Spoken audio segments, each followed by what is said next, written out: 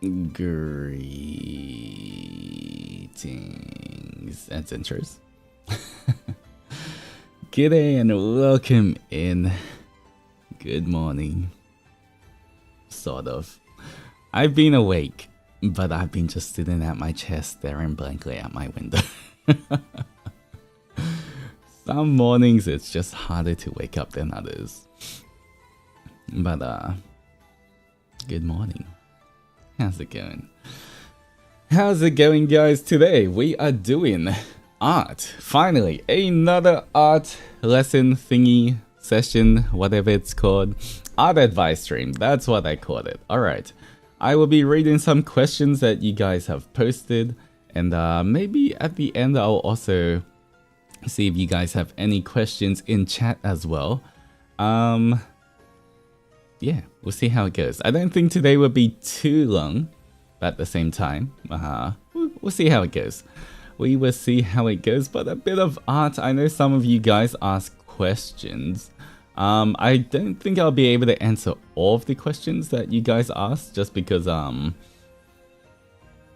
within the time frame, I feel like some of you guys had really good questions, but it would be easier for me to like prepare like almost a lesson, art lesson for you guys to help address the question rather than just quickly trying to answer it without really answering anything.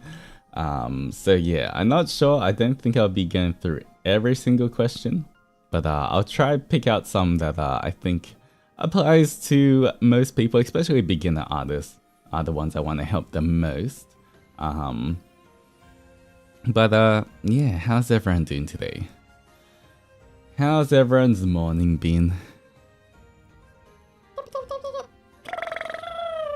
And Sabatakis, thank you so much for the 4 months of friendship. #1 Baza enthusiast. You know, I feel like I've been channeling Baza a bit more lately. Especially in collabs. I don't know, maybe it's because my previous few collabs were with Leo as well. But I feel like Baza's been kind of making his way, sneaking his way in a little bit more as well. But yeah. Who knows? Alright. It is crazy. Today, if you guys don't know, is Rise's birthday celebration. He's having he had a stream beforehand. Unfortunately, I was a bit busy and I couldn't join that one because, as some of you may have seen also on Twitter, I did some nice art for Rai. And he's got a birthday celebration later tonight, which I'll be joining. So yeah, make sure when you get the chance, make sure you wish the Diner Boy a big happy birthday. But yeah, it's crazy because it's his birthday. Then next, oh man, next week is crazy. We got so much work to do as well, but then we got so much. Ravenous 6 months anniversary, guys. We've been here for half a year already. Yeah, half a year, guys. Crazy. So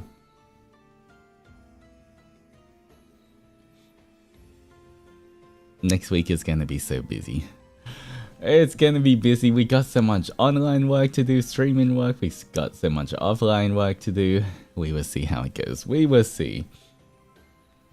Also, if you haven't seen, on Twitter, I posted for any of the clippers out there, anyone who clips any kind of Ravenous stuff.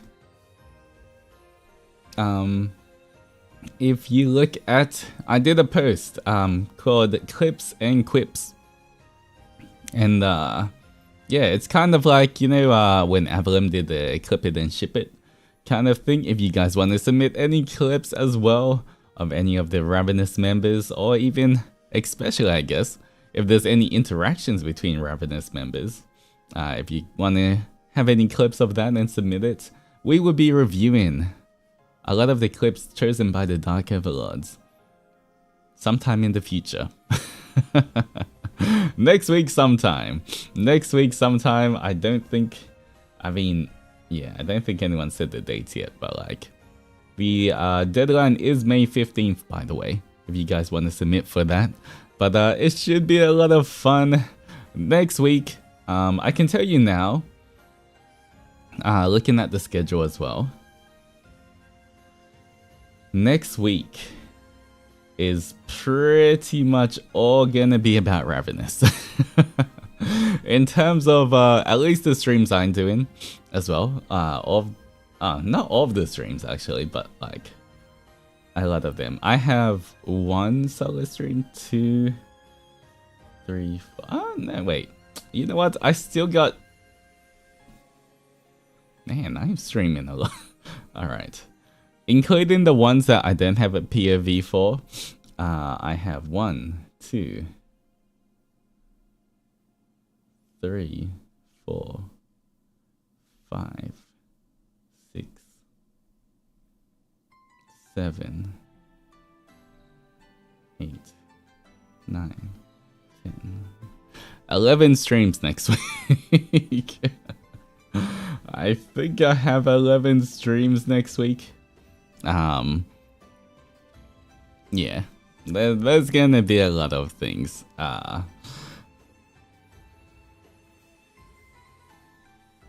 But it's gonna be a lot of fun. It's gonna be a lot of fun. I need to make sure I rest up as much as I can in between because it is a packed schedule. But there should be also 2 Menchie streams next week as well.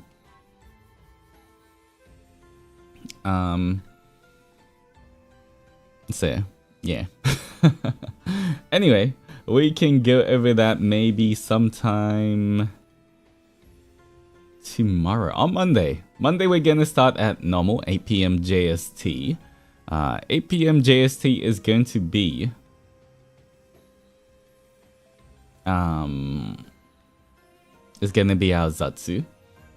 So I'm gonna do like a little 6-month Zatsu kind of thing, you know, showing the proper schedule and everything. But yeah, a lot of things coming up next week, guys. It's gonna be so packed. It's gonna be crazy. I hope it all works out and turns out good. But yeah, your phone is like, you know, no, I'm not sure. Sometimes I feel like YouTube has been lagging a lot, and it's just been like, it's always a different area every time. So maybe it might not even be your phone. Sometimes I feel like just depending on where you are, the servers have been a bit unstable. Yeah. Like sometimes it's like, oh, people from Asia are lagging when they watch me, then some people from the US, then some people from Europe. And it always changes. I don't know why. But hopefully things get better. Anyway.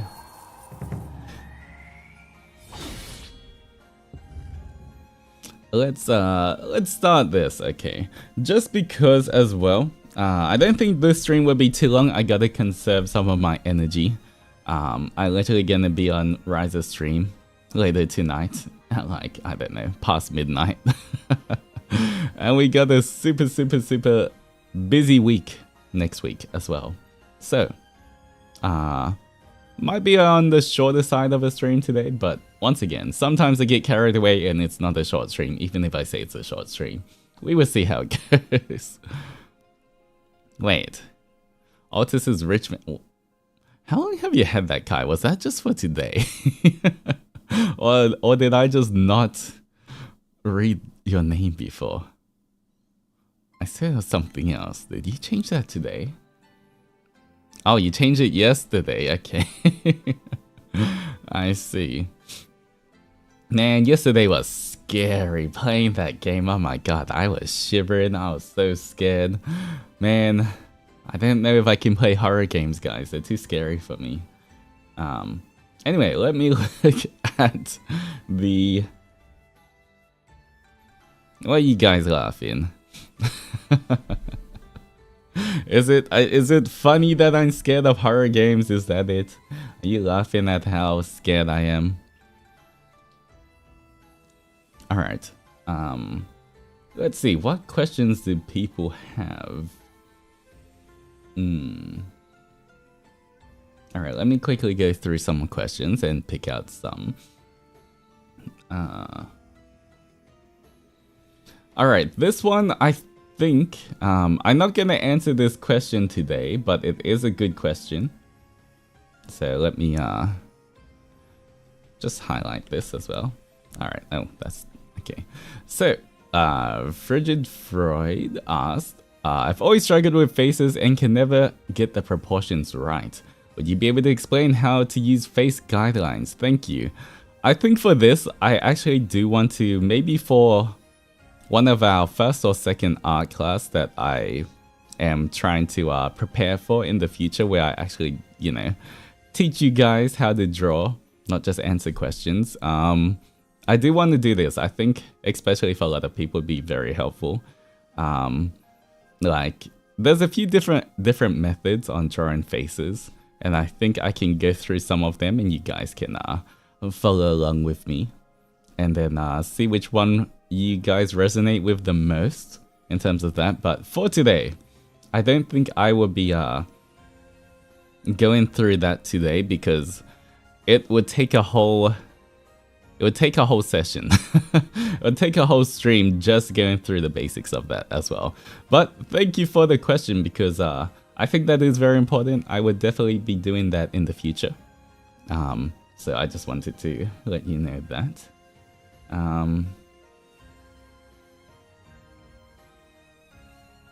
All right. You know what I might do, actually? I got some people to submit stuff with art as well. So maybe I'll go based on some of the art submissions first, and then we can go from there as well.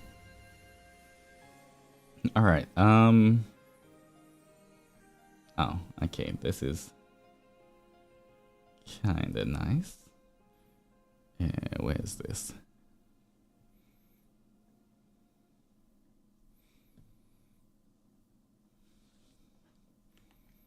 Alright, here we go. Runa asks, for Altus Sunday art advice, what is the most efficient way to practice anatomy, sir? Especially angle perspective anatomy. Is it tracing or something else? Because this one, I traced it by making a skeleton sketch from the official pose, then I make it like this. Alright, good question for this, especially for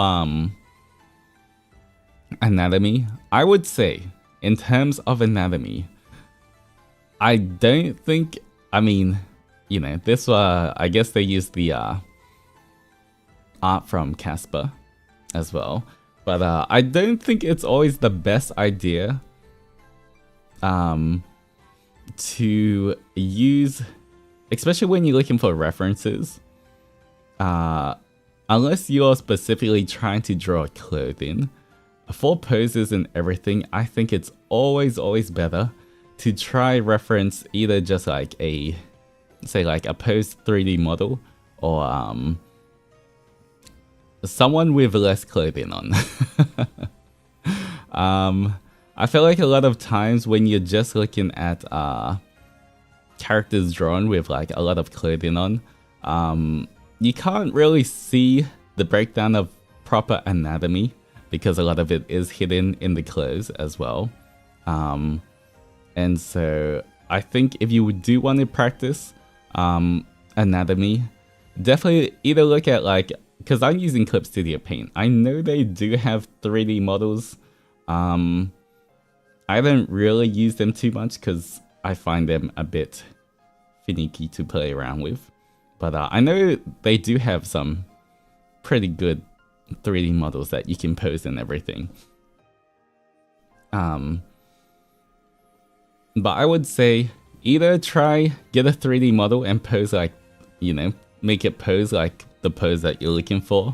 Or also just try find either, you know, sometimes you can, you know, you don't have to show anyone else, but you can take a picture of yourself and, you know, see how you look, or like how you pose, or your anatomy in certain angles and everything. Like even if you just did this pose as well, and it's much better. It's always much better to reference. Make sure you reference if you're trying to get like practice anatomy, especially just for those purposes. It's much better to practice on something where you can see, like, prefer it less clearly in. And not in a sussy way either, just in general. Because a lot of times I feel like a lot of artists, when they do see I know a lot of artists, they start drawing, and it's a common kind of thing. Like, they'll be drawing their favorite anime character or anything. But because, you know, sometimes if you don't look for it, if you're just looking at the characters, normally, unless it's a different kind of game, you can't really see them like shirtless or anything. So it can be hard, but a lot of times people tend to, like, if I did a quick sketch, let me see if I can. Alright, is this working? It is working. Alright, but, you know, when I feel like, say, what's a character I can draw? I'm not sure about which characters I can actually draw. I'll draw myself. Alright, but, oh, actually, let me pull up someone. 1 second. Let me get a reference. Also, always use a reference. Or at least most of the time. Unless you've drawn the exact same pose 1,000 times. It's always good using a reference. Alright, I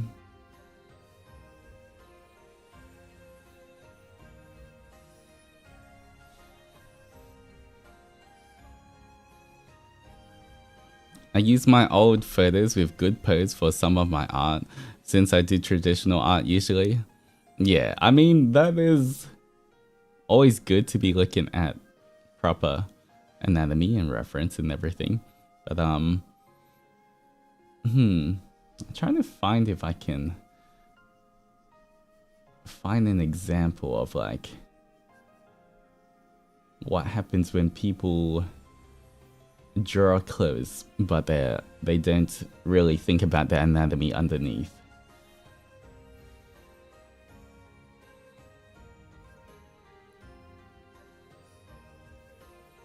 Alright, let me quickly see.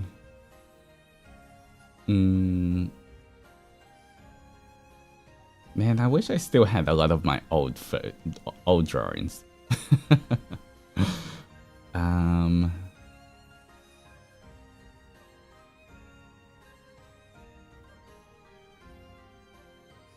It's the worst when you have specific image in your hand of a pose and you want it, and you can't find proper reference with that pose. I think that's when 3D models, you know, the posable 3D models do help a lot. But yeah, I'll have to look into that, and maybe I can show you how to use it in the future, because I don't really use them too much. But I think that would be a good example of it as well. Alright. And for Runa here, it says, I traced it by making a skeleton sketch from the official pose. I'm not sure exactly, without seeing the skeleton sketch that you actually used, I can't see how helpful, because some sketches are good, some not so good, in terms of, like, if you're gonna reference a pose or anything. Depends how you also reference it. It can be very helpful, or it can be the opposite as well.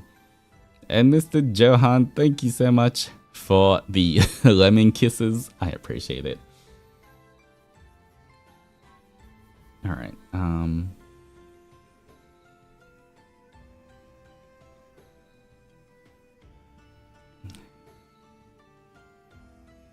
okay, you know what? I might, in the future, I might try figure out how to use the 3D models in Clip Studio Paint a bit more, and I'll show you guys how to reference off that.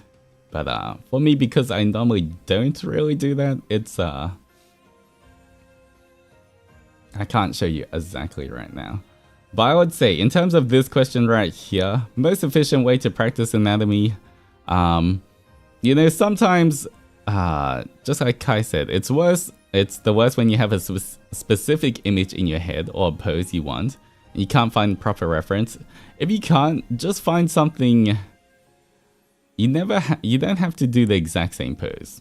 I mean, I know this scene is kind of iconic as well, but a lot of times, especially if it is practice, it's better to find a similar pose where you can find a more ideal reference and then learn off that rather than getting the exact pose and not really like making more mistakes or like not referencing properly. But honestly, I feel like you did a really good job here already. I can tell just by here that you definitely do have like already an understanding of the basics of art and anatomy as well. But I think it's just from here.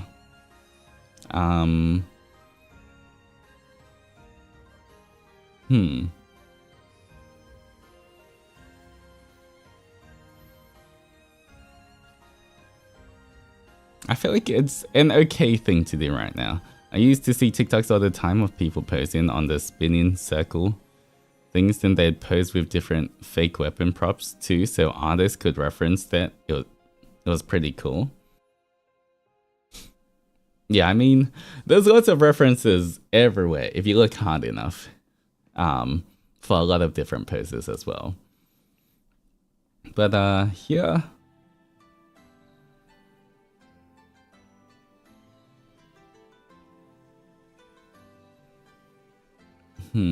Wait, let me just pull up. Let me see. I want to see the original image of this flower scene.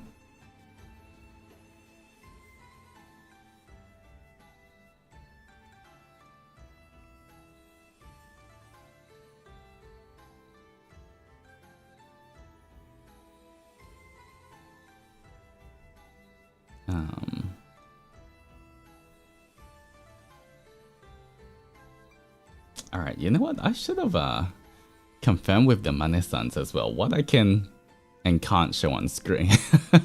In terms of if I get a reference out from like different games, I'm not sure if I have to like add those in description or not.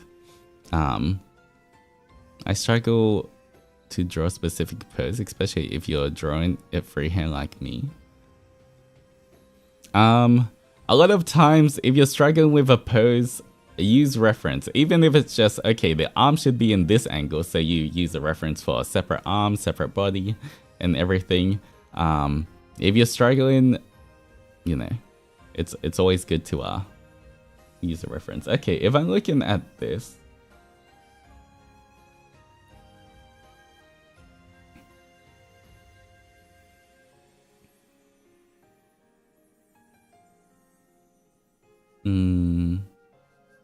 alright, right now I'm just looking at the original Casper pose on my other monitor versus this drawing right here.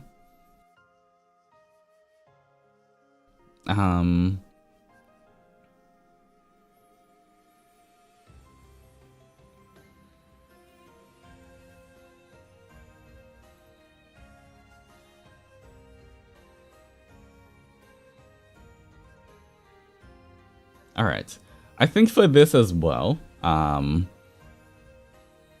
what I can see in terms of the posing, I think you did a pretty good job here.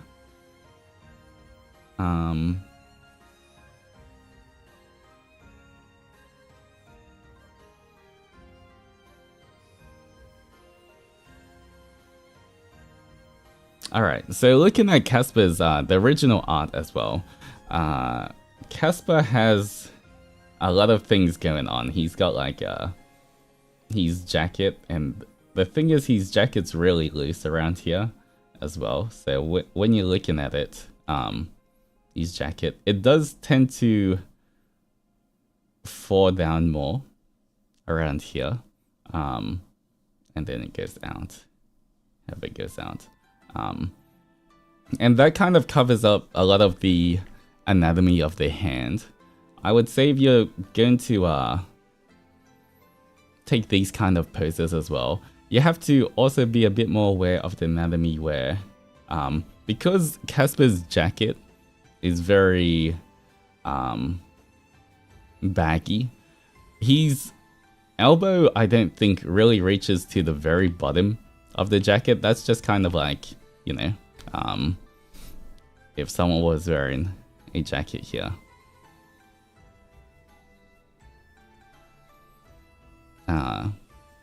And their hands like inside it. Like this. There's that like little bit of bagginess as well. This part. And I think that's kind of what's happening here with in the original art, at least with Casper as well. His elbow mostly would end a bit like a bit more here and then wrap around as well. It's kind of stuff like that where you have to be a bit more aware of where the anatomy is, rather than just the rather than just where the clothing is, because sometimes when you try to translate clothing can hide a lot of where the proportions actually are. So I feel like overall you did a really good job.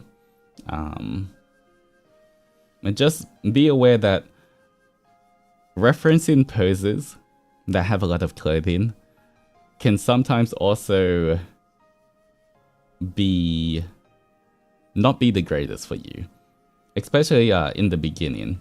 I mean, I feel like just looking at this art, you're not a beginner. You're definitely not a beginner. Seeing just like the rendering on this and everything, you definitely have a bit of art experience already. I can already tell. But I think that just make sure when you're referencing a pose that you try find something that has clear anatomy. I think the only other thing I can say about this is if I look at the original picture as well, it's just in terms of a light source as well. The only other kind of thing that I think can upgrade it is if you look where the light source is hidden as well, it would be like around here and things. You can kind of make sure that the light source is following, and because Lucy's face would be because the light source is coming from here, these kind of shadows, I know it's popular in in anime shading as well, but this shadow here would kind of is kind of more showing that there's a light coming from either from above there or from kind of forward-ish to get here, because normally this part should all kind of be in shade as well. So I think that's the only other thing. Just be aware of the light source, because you can still technically just cover this up, but still it would still look okay. Like that's kind of what they did. They had it's like a kind of blue bounce light, but they made it quite big here,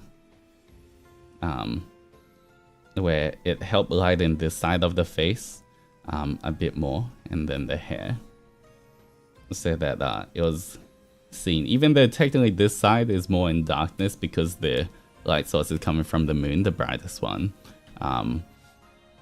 They kind of did that too. Obviously you can smooth it out a little bit, but you know, you can use a bounce light instead of a harsh light like that to still light up the face so it's not in the dark But at the same time, I feel like overall, my tips here is if you're referencing poses, just be aware that the anatomy is different to, and proportions and everything, is different to what you can see for clothing as well. It's kind of like, you know, a lot of times you see people with like super baggy pants as well. Or even, you know, whatever it may be, even if it's just like, you know, if you're referencing someone with these kind of clothing, or the baggier it gets as well, the harder it is for you to identify what's going on, as well. So this one, even though, you know, the character may be doing a really cool pose, it might not be the best for practice as well.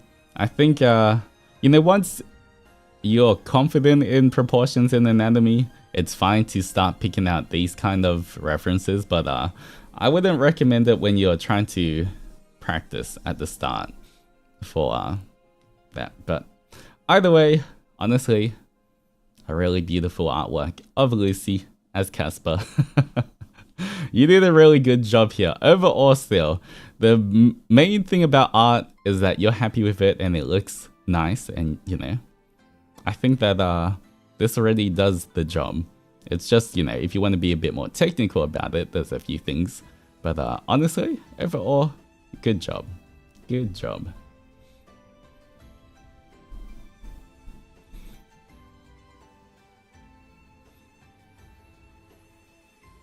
Alright, next one. Ooh. Alright. Next one is from Altus.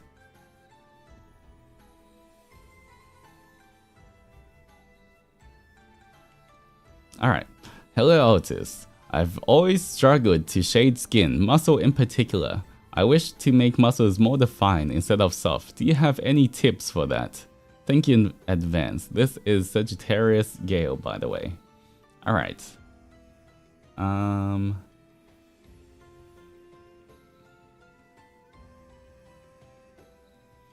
let me quickly... Okay, 1 second, guys. Need to hide it for just a second. Alright. Might need to censor the nip nops on might need to censor a few things.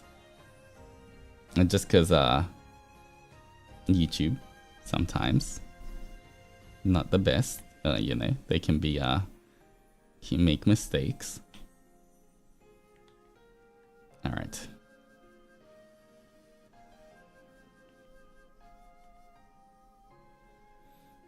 Okay, there we go.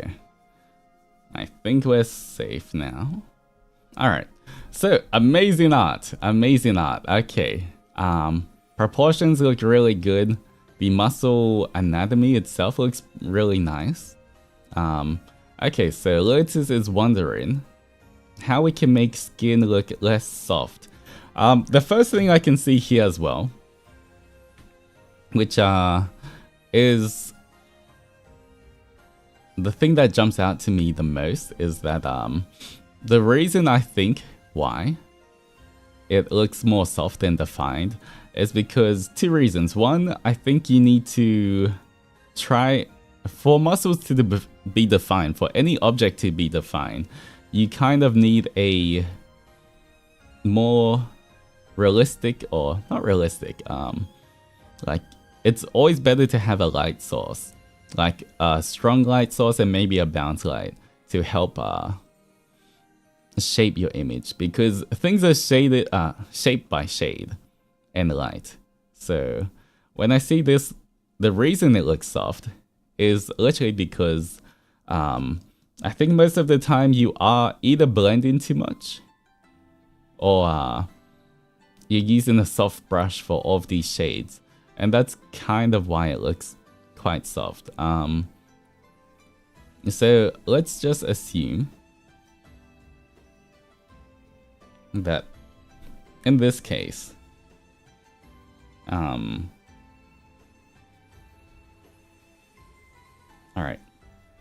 the light is coming from this direction. Because I think, alright, to start for here, it's kind of like what you've done here with the abs. Already the abs are the most defined thing about this because there's that separation. There's the harsher line, you know. So when you define in an object, you can... It's important to kind of know when to use a like more blended line, kind of like what they've done here, and a harsher line like what they've done on the abs. And I guess from experience and just looking at references, you would kind of get that. But just like, even just from here, you know, if the light's coming from here and this jacket's like that, all of this would be in shade.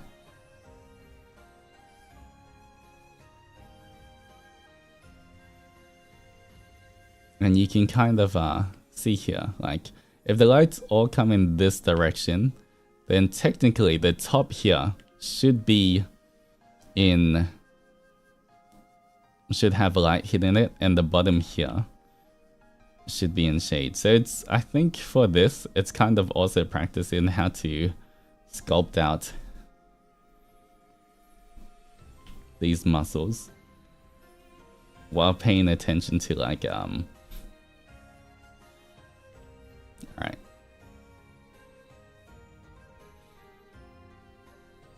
Or just paying attention to the direction of the lighting as well. Where you're doing things. And it's important here. Okay, so if you look here, if I blend this too much, it gives it a softer look, which I think is what you're struggling on at the moment and kind of what you've been doing. Sometimes leaving it like what you can do as well is having a smaller brush means that you can't blend it. It's not going to blend as fast as well. And having that where you can see quite a distinct shape as well, because it would be, this part is in shadow because it's being blocked by the booba and everything. If the light is coming this way, it would be a harsher shadow here as well. So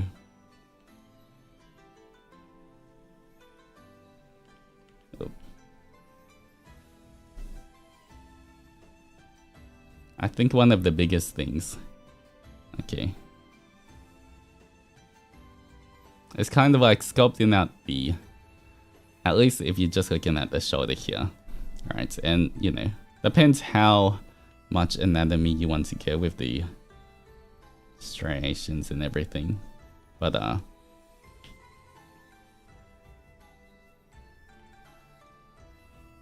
I think just trying to sculpt it out, and don't be afraid to not fully blend everything so it doesn't have to be too soft. But if you look at just here, because this is too blended and too smooth, it's gonna look soft. The smoother something is, the softer it's gonna look. Having to move away from soft shading was so hard, but very satisfying. I mean, once again, there is always room for soft shading as well. It just depends, like, where you use it, you know? You don't have to use soft shading and hard shading for everything. There's it just depends on the time and place. Like for this, it would be much softer, but you know, you can still,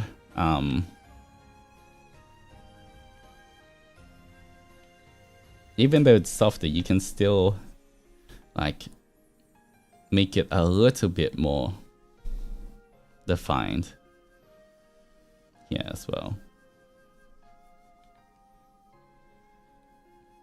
As well as like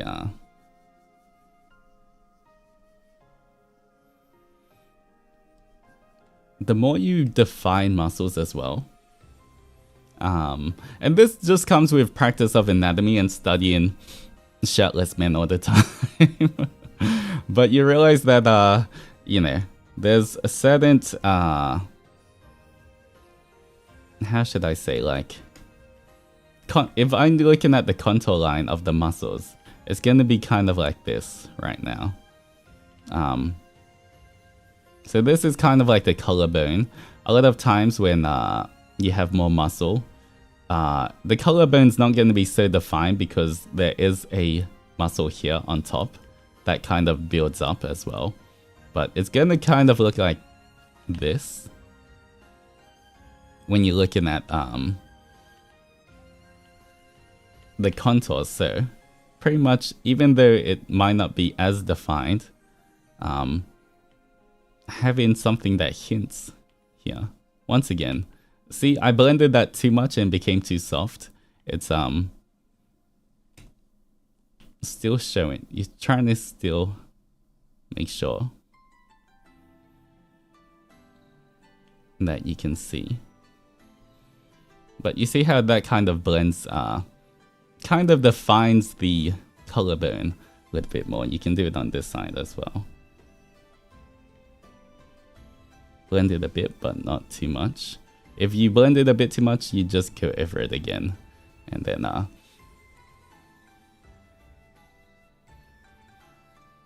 but you see how we kind of like, through both soft and hard kind of shading, we're kind of sculpting the muscles or defining them a little bit more. And, you know, you can keep going, so on and so forth, in terms of this muscle here. Can get blended in versus like things like that. But once again, that just comes with a study of anatomy as well, when you kind of know where to shade everything after a while. Because, you know, once again, I've done this dozens of times, hundreds of times. So, you know, most of the time though, when you're kind of confused, go online, search for a reference of a shirtless guy that's in a similar pose. I'm sure for this pose you can find a lot of shirtless hot men in a similar pose to this, and see how the lighting is sculpting their muscles as well. I think for right now, once again, I think you don't have to change anything in terms of your actual, like, if you look at the line art, your proportions and anatomy, I think you did a really, really good job. Like, Gale looks hot. But I think instead of just having either or, like right now, it's just either super soft shading or a hard line. I think you can, if you just start adding in-betweens where it's not quite the harshest line, but it's not quite soft shading either, like this, it will help define the muscles more as well. So same thing right now, I'm just going over the harsh lines to soften them a little bit, but not going to the point where it's just everything just blends in. I'm still trying to keep them defined, but at the same time making sure that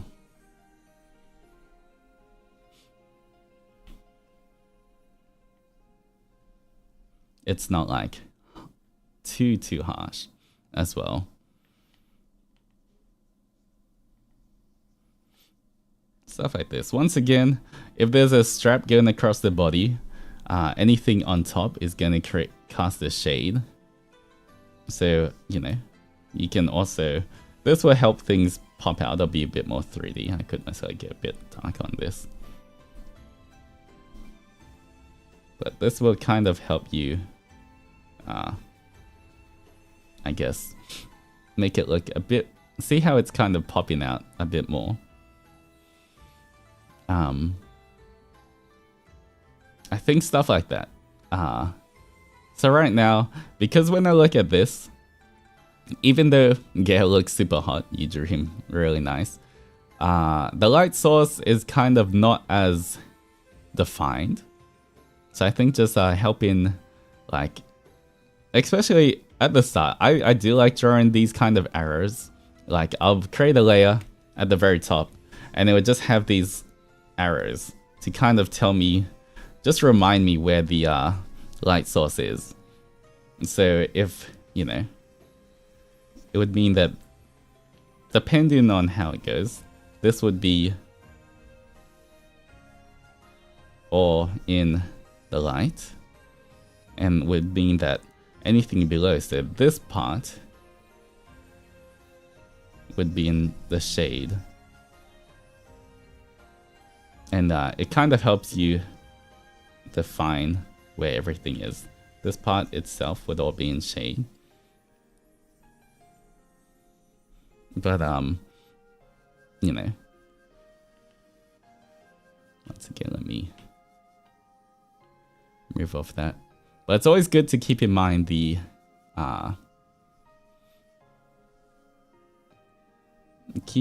direction of lighting if you want to sculpt something. It's kind of like if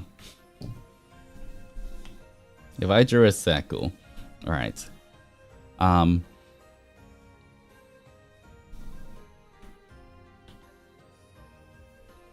Alright, quickly do this. Alright, there's a, you know, it's kind of, I'm sure you've seen this in art before a lot of times. Alright, but obviously, being able to know the direction of light and where everything is being defined makes it obviously look more 3D.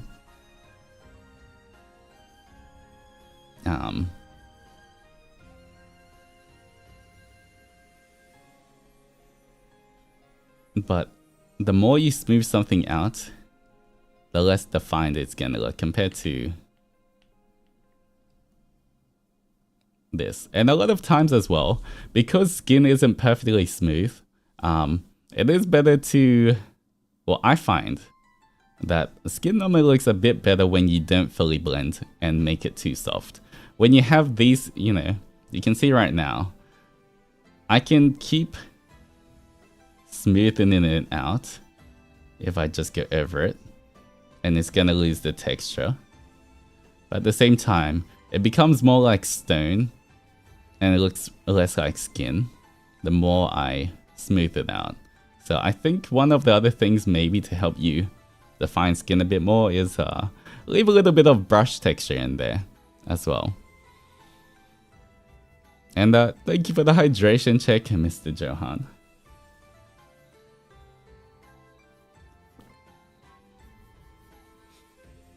But yeah, same thing.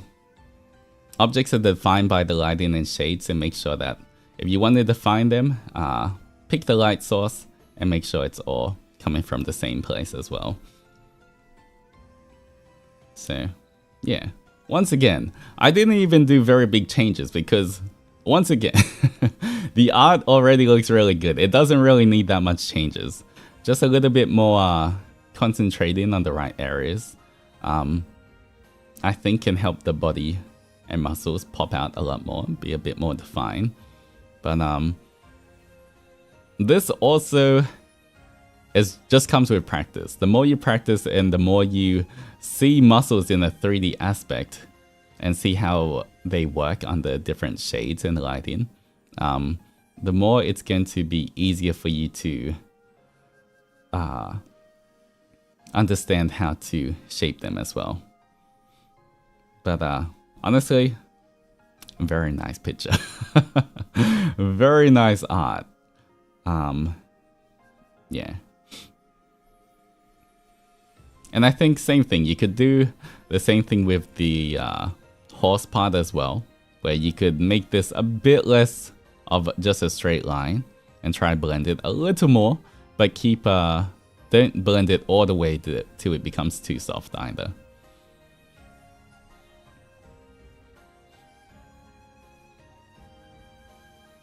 All right.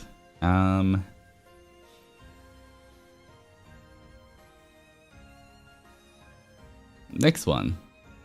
Alright, I hope this is kind of helping as well.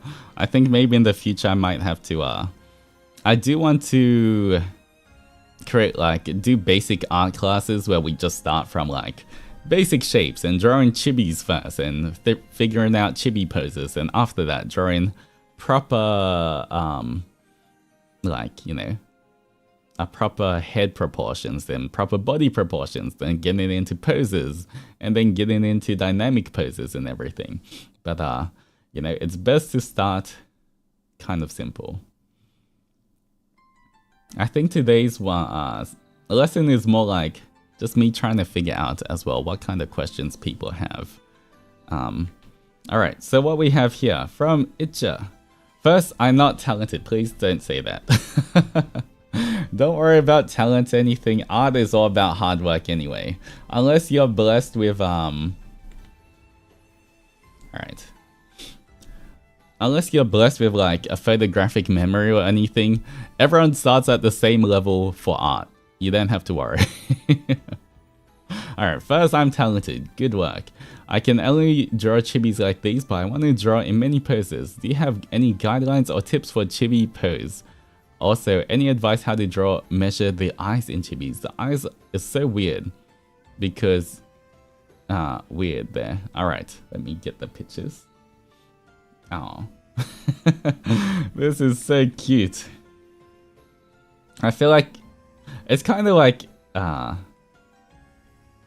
everyone is always going to be their worst. Most of the time, everyone is their own worst critic as well.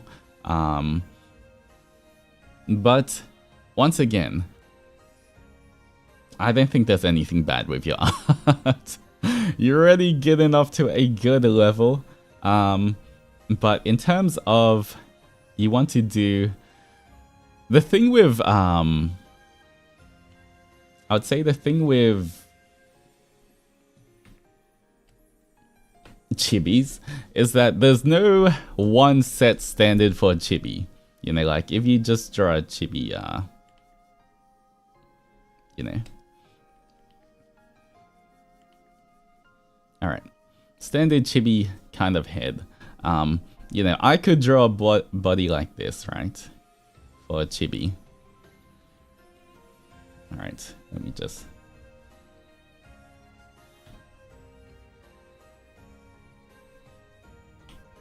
Alright, he's a bold chibi. Let me show you something. Alright.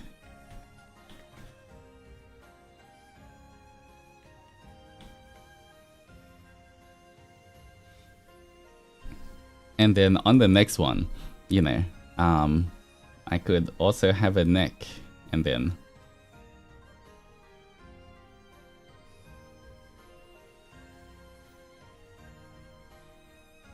define it out a little bit more. Oh.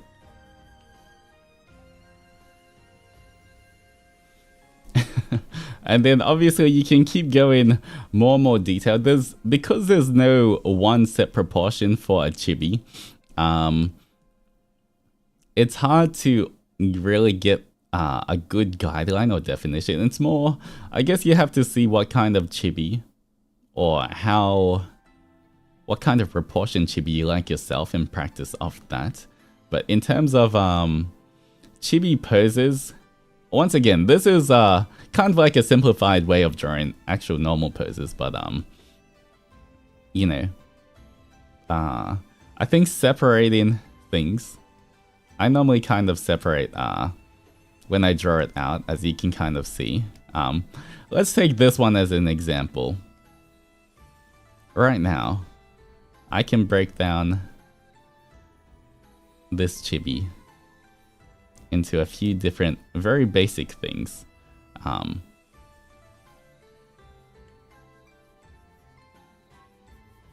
Here.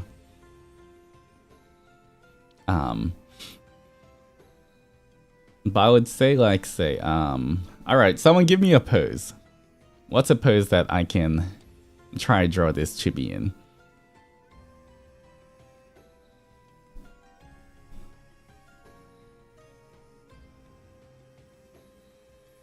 And honestly, already these poses are fine. I feel like you did all of these are already look really good. I don't think you really have too much of a problem with the poses, because I don't see anything wrong with any of these poses.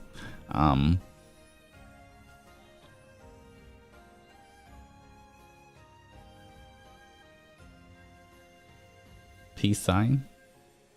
All right. I mean, this is pretty much, you know, beside doing that, that's peace sign already. But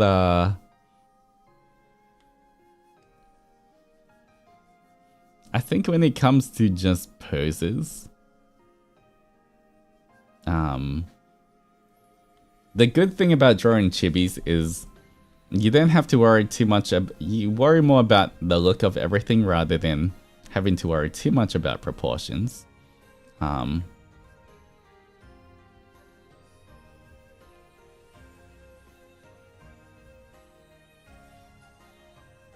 But I would say, oh, one of the biggest things as well. Right now I'm using the, it's kind of like a liquefy tool, right? Oh no, what's happening to you?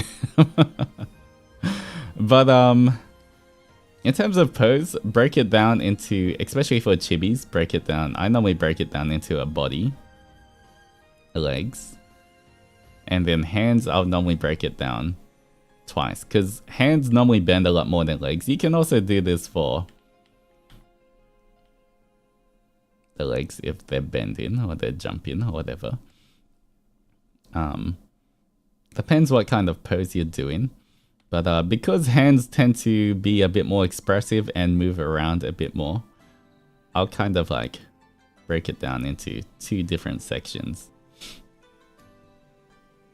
But you know, that's kind of all you have to do for a chibi. The body can bend a little bit as well.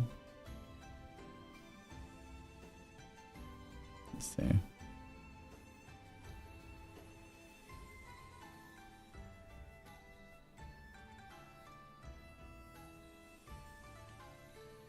alright, we'll try and keep chibi proportions going on. But it's kind of like no matter what I'm doing here, I start off with the same kind of basic anatomy first. And then I just add things on afterwards.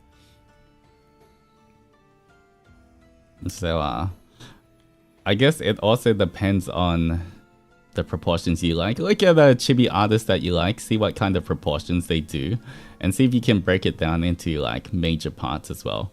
Like chibis, I feel like you don't have to break them down too much because they're meant to be simple. But yeah, I would say kind of like you got the body, you got like the pelvis area, you got the legs. Once again, you can break the legs down into above the knee and below the knee, and same as the arms. And then you just move things from there. And maybe the neck, if that's what you want. But I would say one of the biggest things as well, if you're doing digital art, for digital artists, don't be afraid to use the liquefy tool. Especially after you do a sketch. I even use this all the time as well. If I draw something and it doesn't look quite right, because it's a sketch, you know, it's not the final line art or anything, it's just a sketch. You know, maybe his head's looking a bit too big, maybe the cheek is poking out too much. Whatever it is, it's always better to start messing around with things when it's a sketch than try and fix things when it's a line art. I think that's one of the biggest advices I can say as well. If you're gonna mess around with anything, it's always better to mess around now at the beginning stage when you're trying to get proportions and everything, than you know, not concentrate on this and have to worry about it and struggle with it later on. Oh. Yes, the jump scare. No more jump scare. Thank you for telling me. Alright. There we go. Thank you, Violet. Yeah, liquefy tool, any kind of smudge tool, anything that can move the anything that can move your sketches around a little bit, play with proportions and everything. The good thing about also you know, being able to use liquefy tool or any of these is a lot of times when you know that, okay, I might not draw a perfect circle. Oh, wait, okay, I might, let me draw what's, okay. I might not draw a perfect circle, but it's okay, because it's just a sketch, and I can kind of, liquefy it afterwards. Like, I can, because it's just a sketch, you know, and then afterwards, you know, you can turn the opacity down and try draw again. In terms of when you're drawing a circle.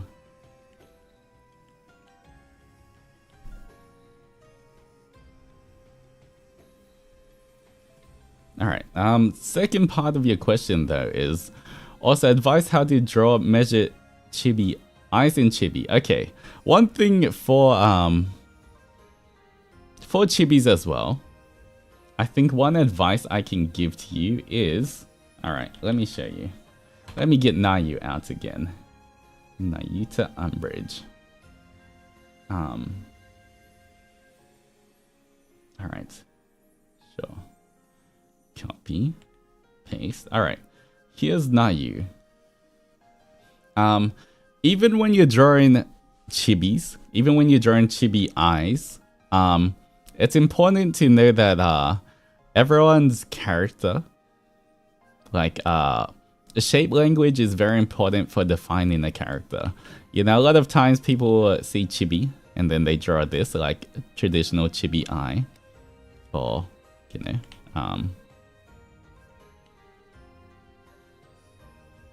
I guess this is old school anime chibi eye. But in terms of this, if we look at Nayu's eye and how it goes, it's kind of here, goes down. This is generally Nayu's eye shape on how it kind of looks. Now, if I was going to make that into a chibi eye, what we do is kind of alright.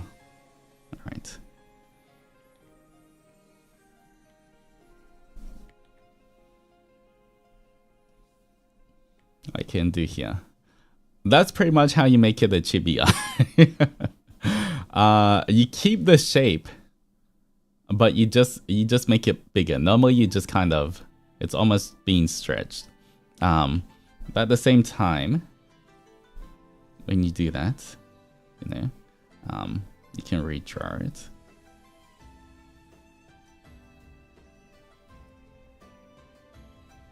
Whoop.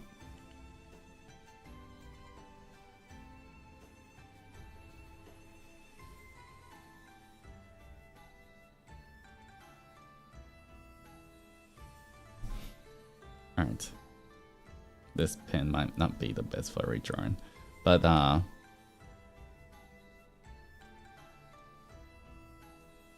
keeping at least this much of this shape so that it still appears as Nayu's eye as well when you're drawing, rather than, I think one other thing, if I'm looking at, because you could just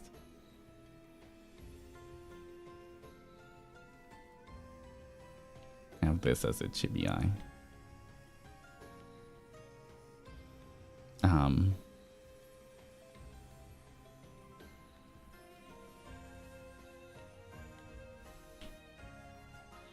You know, that's nice chibi eye. But you see here, right now it's gonna look, it still gives off Nayu's features. It still is going to appear more Nayu, because right now the eye of Joran is like this, and it's very cute, but at the same time, because it's not directly, I guess because the eye doesn't really follow as well. I mean, to a certain extent, I can see it almost does because you still have that curve. But I think trying to pay a little bit more attention with how the shapes of everyone's features go, and then translating that, simplifying it and translating it, I think is gonna help you with drawing the chibi eyes. The second thing as well is a lot of times you might want to just thicken up the eyelashes a little bit.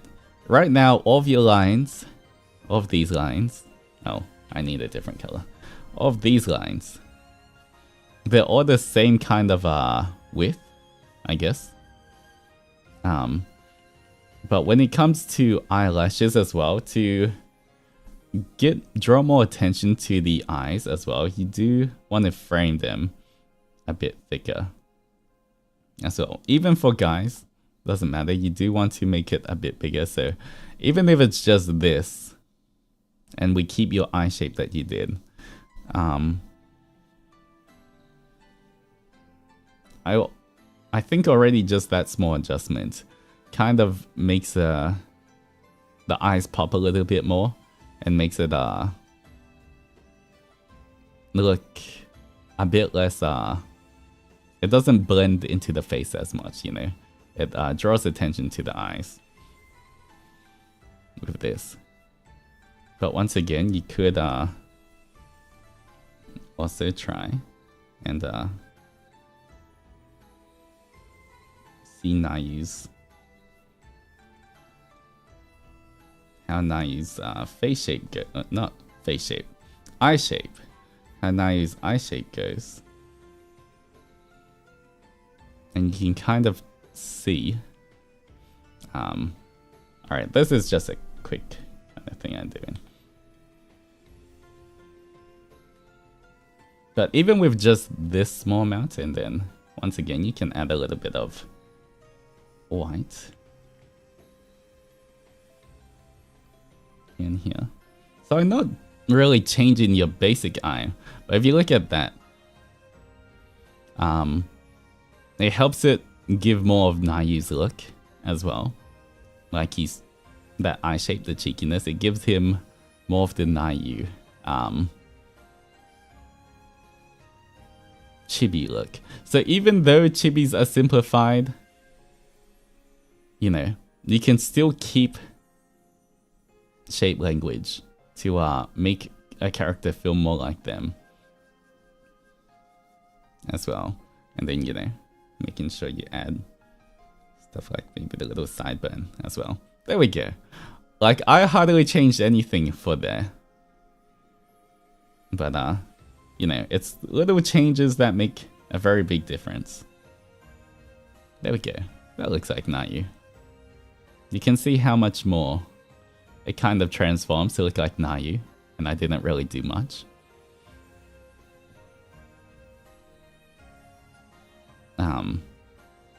So yeah, think things like that. In terms of, I mean, yeah, same thing for this.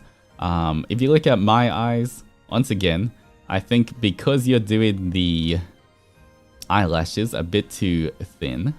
I mean, once again, thin eyelashes can work sometimes as well.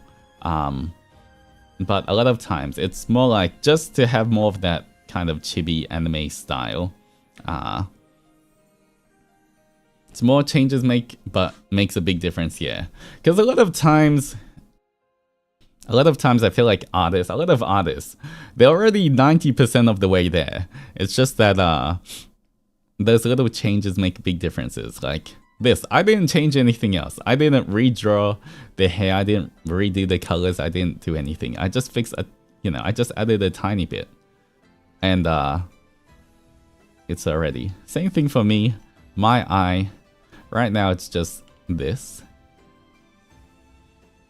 But if you look at my eye, It's more like this. And kind of what I did here as well. You don't need to, obviously, you don't really need the bottom bit for Chibi if you're simplifying it. But same thing, if I grab this and just pull it down a bunch. Alright. Then I can keep that same kind of.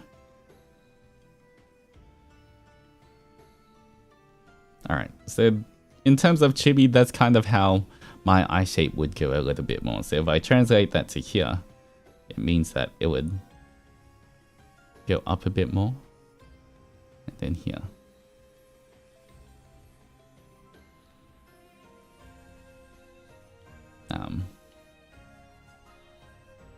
Alright. Same thing for here.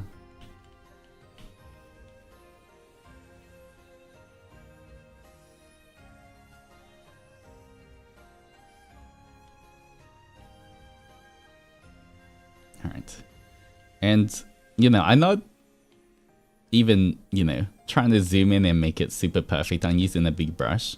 But just with that, these lines are actually really messy, what I just drew. If you can see. You know, very messy lines. But at the same time,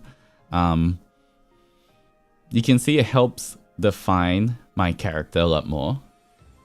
Just by adding that, you can kind of see. It looks a bit more like me. So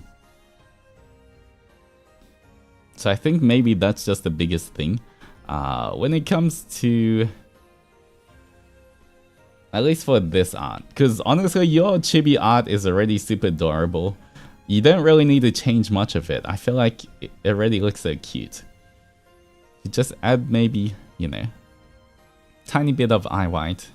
Make sure that the shape language of the eyes is consistent with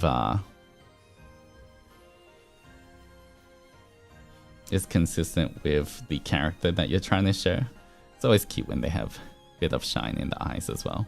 But there we go, look at that. From there. It's kind of like changing it from generic Chibi to like defined character Chibi. Once again, that's literally all I had to change with that. Everything else is perfectly fine. Your proportions, your pose, all good.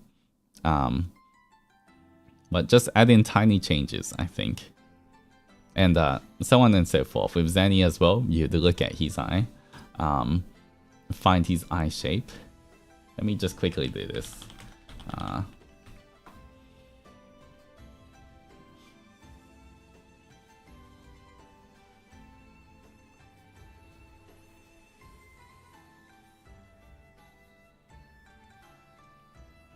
Alright.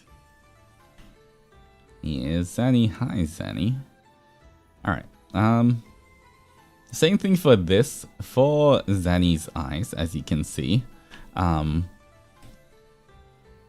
It is more... Okay, I'm not sure if it's just me, but when I look at references, I like having them on the left of my drawings. I don't know why. But for Zenny's eyes, right now you have them like this. Which, you know, it's kind of the... how you draw like the typical Chibi, cheeky, angry eyes. But if you look at how his eyes go, it's actually slightly going this way. This is kind of Zenny's eyes, and then you just thicken it up. Necessarily click. Alright, so that's kind of Zenny's eye. Once again,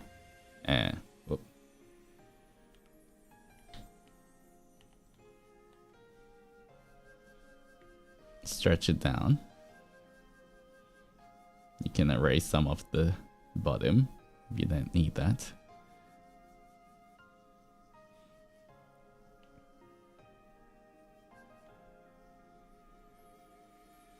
And of course for Chibis as well, you can make it slightly rounded, but you know, you want to keep most of that shape language. And so if we do that for Zenny, as well.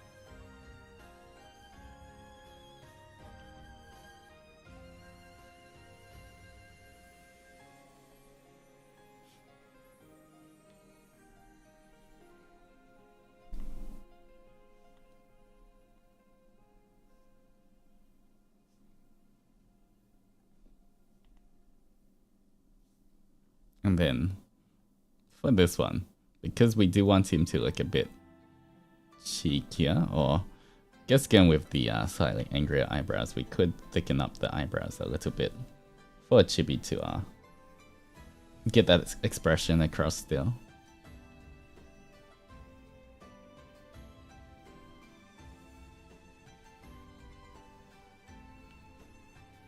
And I'm not sure if, I guess he wanted to color his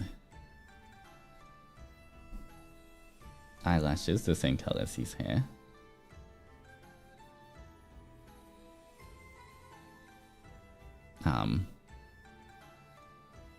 Alright, but just kind of giving that a bit, making it look a little bit more like Zenny rather than, you know, I mean, it really looks good there. He looks cheeky. But now it has that kind of, because it has that, you know, slight, it goes lower here. It also does give that kind of gentle expression that Zenny always has as well, a little bit more. Once again, you can play around with it, but just in terms of helping Chibi eyes stand out more, and make it look a bit more like the character. Doesn't take too much. Gently evil. But yeah, there we go. That is, I guess, would be my tips as well for how to, I guess, improve on these Chibis. Once again, you did a really good job here. I had to fix like 1% of it. I just added 1% more, and but it was a big change, you know, so you're already pretty much there. Alright.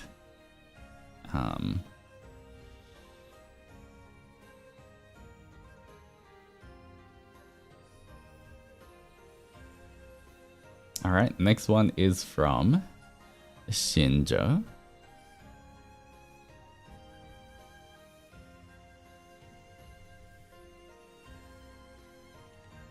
Okay, how do I get a soft look for line art?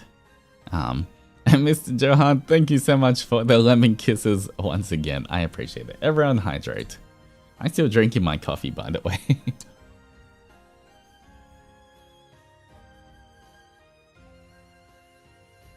Alright.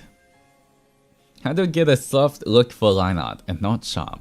For example, my line art has sharp line art here, and I don't know how to look it softer and for the character to fit in the background. Alright, let me grab this. And, wait. Ooh, make this a little smaller.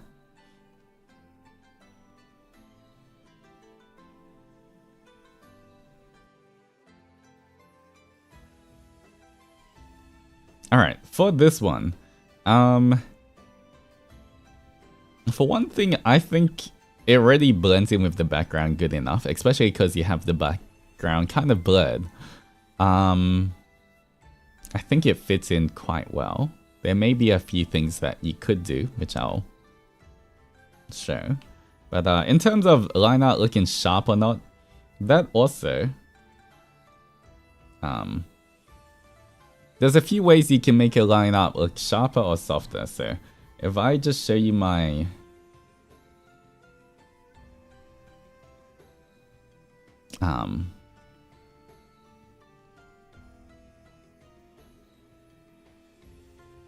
One thing here, in the brush settings, for when I draw something, where did it go? Here we go. There is an option called anti-aliasing. And obviously, you can make it look softer by just... I normally use this one. Just by selecting a softer thing. Because right now, this is how this one looks. Now, I'll use this one. Then I'll use this one. Then I'll use this one. The line art can just, I mean, one way to make it look softer is just by selecting different levels of how the program renders your brush strokes. Can make it look softer. The other way as well, when you're doing line art, what you can do, instead of everything being the same thickness, one thing I like to do as well for line weight, say like, alright, you know what? A strand of hair. Alright, it might be a bit bolder on the outside, but for the details, you know, of the hair, oh, just do it like this. Okay, but like, for the details, you might want to just make the lines a bit thinner as well. And it kind of appears that at least some of the lines are softer and gives a good contrast. So, you know, 1, aliasing, 2, lines are thinner in some places. And number 3 would just be, okay, in terms of this, what you can do, which I guess it kind of happens here a little bit, but say for lines like this line, I've kind of done it here, but like selecting a different color for the line as well. You can also, I might make it slightly darker. But you can make it appear softer because it blends in more just by coloring the line art, making sure that it's not always just straight black lines, but by coloring based on the colors around it, you can also make it appear softer because it blends in more. It's kind of like such a cute intro. All right.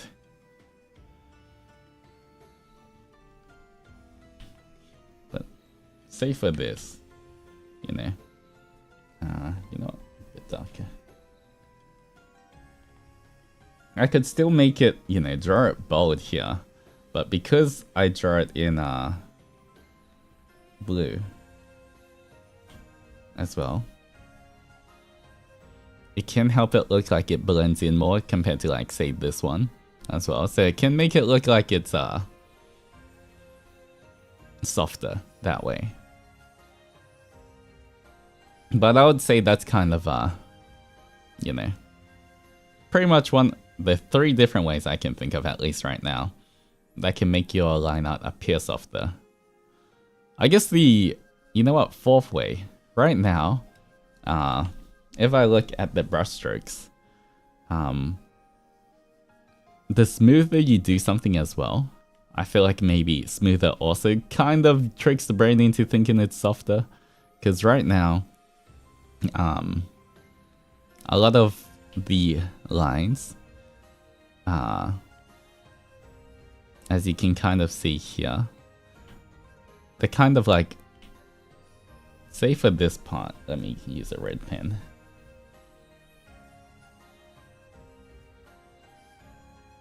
It's kind of disjointed a bit like this. What you can do, but you know, trying to follow a more natural curve as well, and might also just make your art itself appear a bit more soft and flowing in general.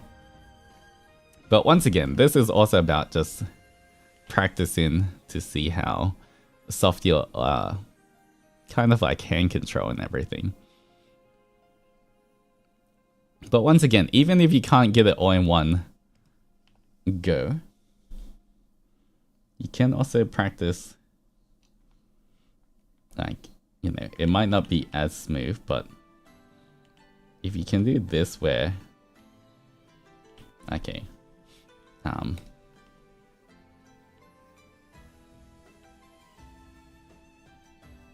you can still, even with shorter lines, as long as it's not like, you're not doing this, but like, you're building on the same line, it can still also appear smooth, you know? Because right now I do this, and then kind of like, almost going on top of the exact same line to extend this, but trying to avoid doing this. Once again, this can work if it's in a particular style or in different settings, but most of the time, if you want a smooth line, sometimes I would just kind of sketch like that, and it looks smooth. It looks like it's one line, but it's like quite a few. But once again, that's also practice. That's something that you can just practice, like almost drawing over the same line over and over again without, you know, it being too over the place. But yeah, I think mostly those are, I guess, the 4 different tips to help the lines look smoother. Once again,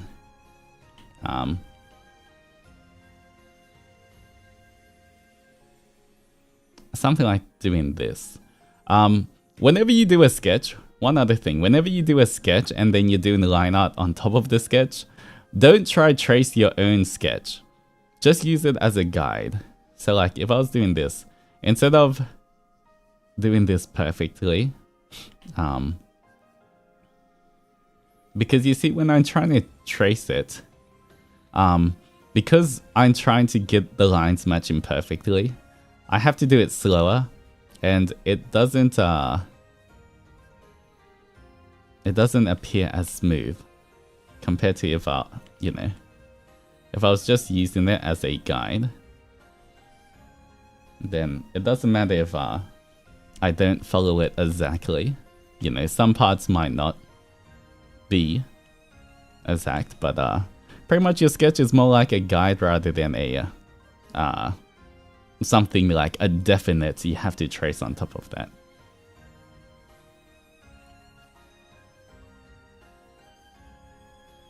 Yeah, but stuff like that. Otherwise, once again, I feel like overall you did a really good job. I personally, I feel like it already blends in, like the background and the foreground work really well. But some things you can do is kind of like the lighting you added to the background, making sure that the light direction is the same for the background and the foreground as well. So like if the light is hitting me this way, then it should be also hitting the background in the same way. And I feel like that would help blend a few things. So yeah, but honestly, once again, to me, because it is blurred, it kind of is like that focus on here. I don't see anything wrong with the background.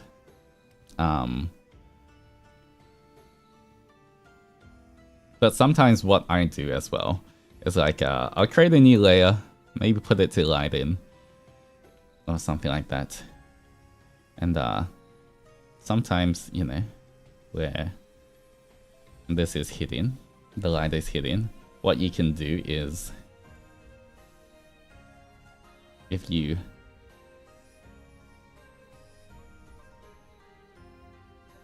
Okay, so the light is hitting here, right? I'm assuming this is where the light is gonna hit. It's coming from above. But because right now I'm blending as well. Alright. I'm not sure if you can tell, but when I blend it, because it's going out, it also has this like effect around here where it lights up the back as well. Because it's glowing. I feel like that's one way also to help something blend into the background as well. I guess the last thing as well is it depends, like normally if there's a sky, because I'm indoors, there's just like a light. But no, sometimes when there's a sky, you could pick the color of the sky and put as a bounce light. Like a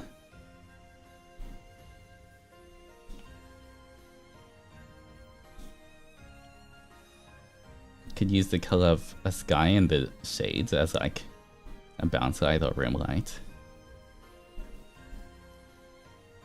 And that would just help as well in terms of like blending your character into the background. Like you can see how it gives a subtle hint of blue here. And you know, if there's blue or there's green or anything around it, if you put a little bit of matching colors with the environment onto your character, a lot of times it can look like they're blending in more as well. Because colors are all just light bouncing around. But you can kind of see already just that little bit.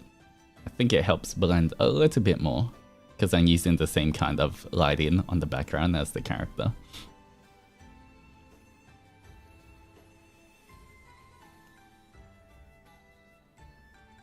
Alright, there we go. I hope I answered that question. Alright.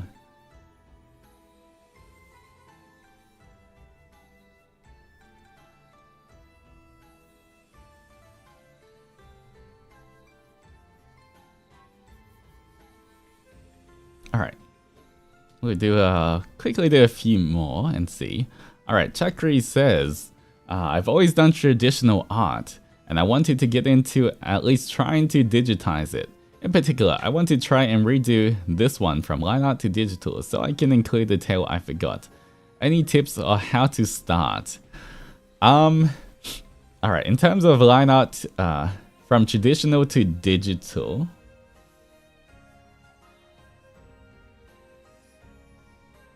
by the way, here's their drawing.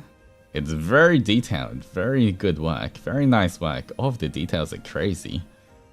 Like, I'm still kicking myself for getting the tail. That's alright. The only thing as well, when it comes to digitizing, like if you wanted to, I guess there's a few ways you could do this. If you want to make it fully digital, what you could do, depending if you have a if you do have a tablet and you can draw digital, you could just, you know, paste this art into any kind of program and then use it almost like a sketch and then start like relining everything again. Because there are, as you can see here, this is just called a realistic G pen. But it kind of gives off almost like a pencil feel as well. And you know, you can start doing all of this again. But at the same time, I can see that you've already put so much detail into this whole thing. And if you don't want to redraw all of it, what you can do, at least attempt to do, is I would just select a color. That's kind of what you've used, because these colors aren't going to be exactly black since you're using a you can see the difference between, if I do this, not sure if you guys can tell, but like, say I select this one. It might be oh wait, no. Have to get this one out. All right.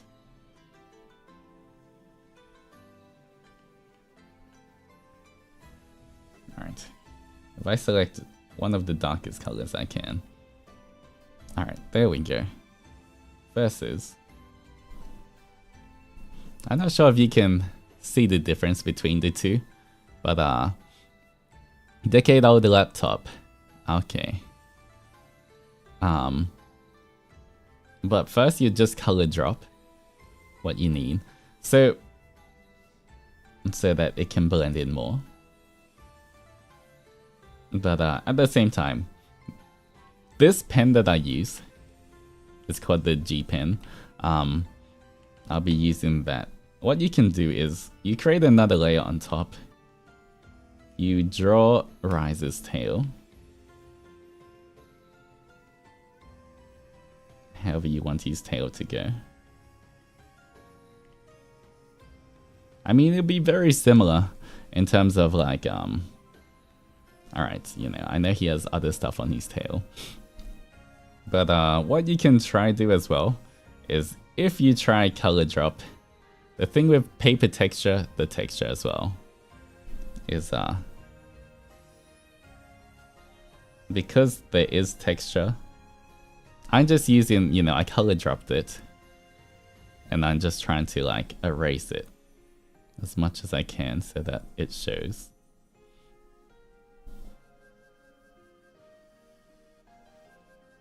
Something like this.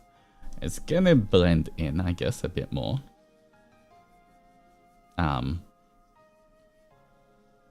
But what you can do, I guess what I can do is, I'm not sure if this will work. Let's see if it works. I'm gonna grab.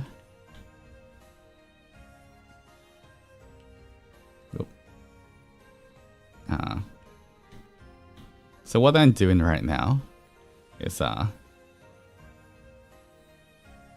just grabbed a empty piece of the paper that you had, right? Now, if I hide this, you can see what I've drawn right now. It's just the little cover-ups in the tail. So what you can do for this, I can mask this to here. And we'll see what happens. Alright.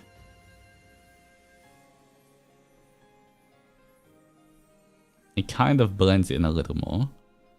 I will kind of play around with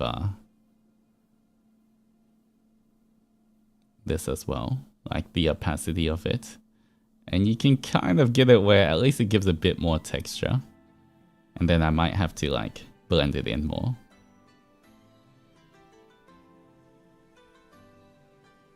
And obviously I should have done the line art here on a different kind of layer. But you know what, it kind of working.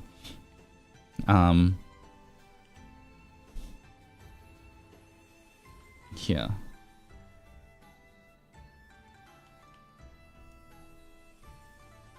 I might try.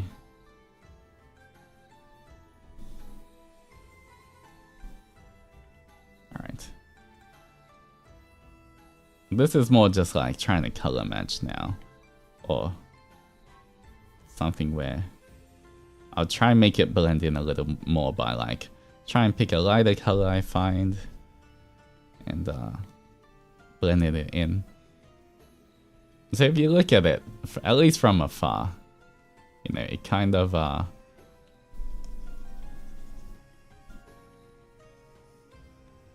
starts blending in a bit more. But I guess that's one way you could make it look like it's kind of like editing. Yeah, I used to do something similar to spot correct. Yeah, there's a bunch of different ways. I think Photoshop would definitely have a few different ways, although I use Clip Studio Paint, so you know, it's different kind of tools, I guess.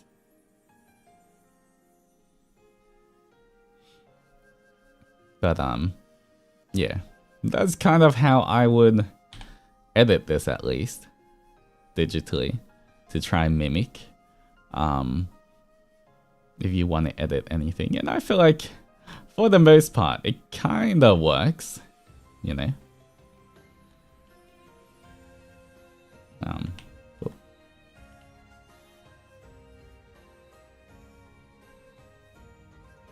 You know, if you see it from afar, it kind of looks like it's just part of the actual sketch.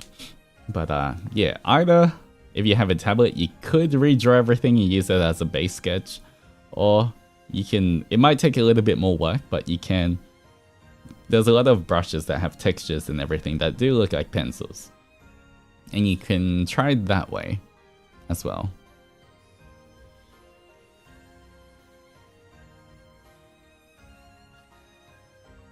I guess the last thing you could try. Which program would you suggest? I mean, personally, I like Clip Studio Paint. Just because even though you have to pay for Clip Studio Paint, a lot of times they have big sales that it could be like 50% off or whatever. And once you buy the program, you have the program forever. You know, Photoshop's kind of like subscription based, and I don't really like subscription stuff where you have to keep paying. So yeah, I do recommend, but I know there's a lot of free software out there as well.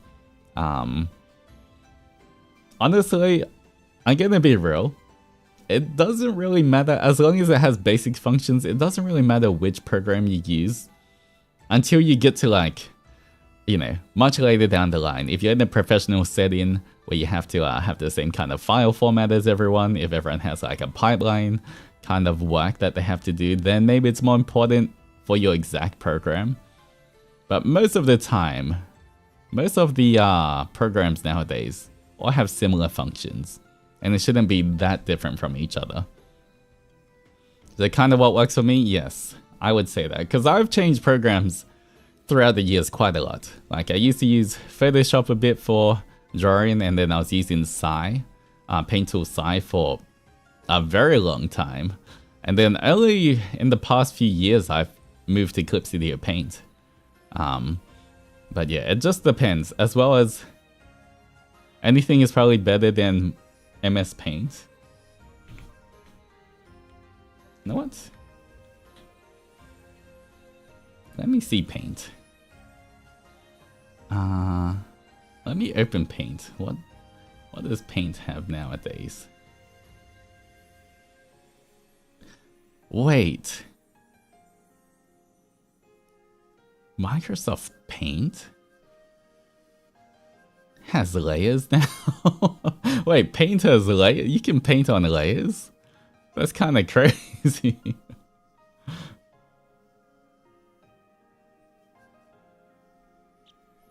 Alright, I'm kind of curious about something right now.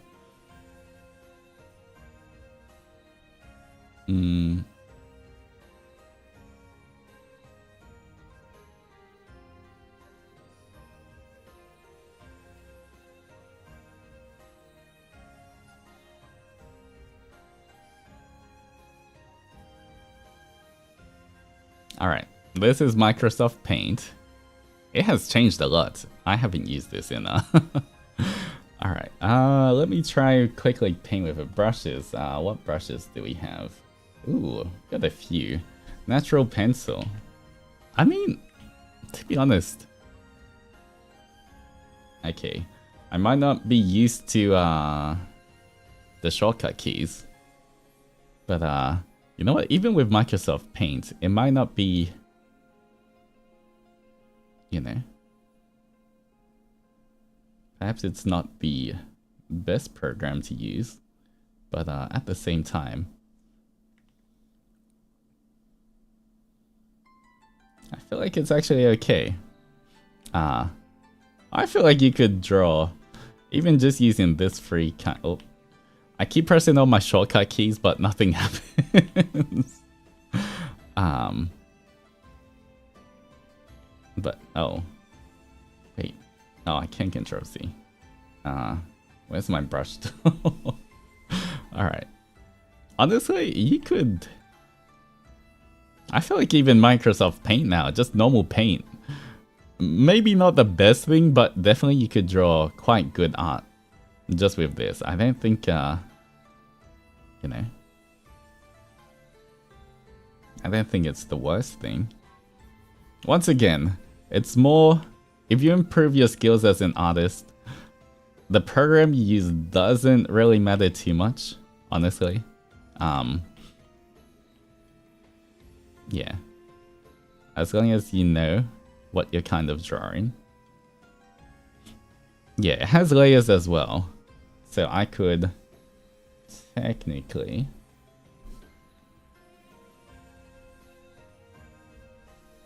Yeah, I can paint underneath. And I can change the brush size here.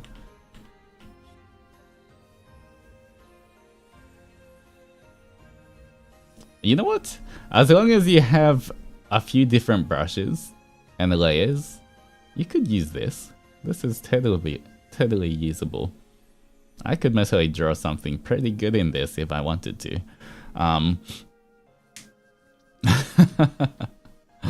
Not the worst.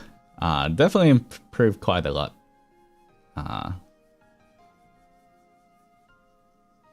Alright, but once again, find something that's within your budget and that you can use. But if you do have the budget for it, I would recommend Clipsidia Paint, because that's just like, you can use that forever. But if you find anything else that works for you, free, I know there's like Krita and Ibis Paint and all those different ones. Honestly, don't get stuck too much on which program to use. Just focus on your art skill and you should be fine. I remember people making crazy good art with Microsoft Paint before they added layers. For some really good mouse users. Yeah.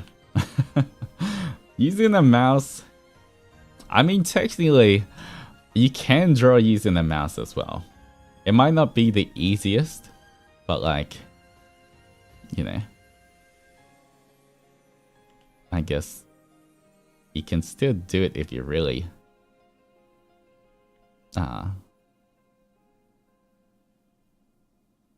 practice. I don't really practice this as well. Another thing you can do is most paint programs do have like some kind of line tool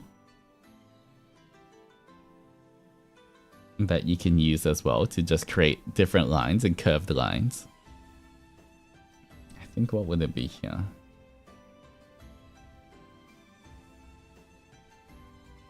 Yeah, so similar to this, like right now. Oh. Wait. Oh, there we go. Oh.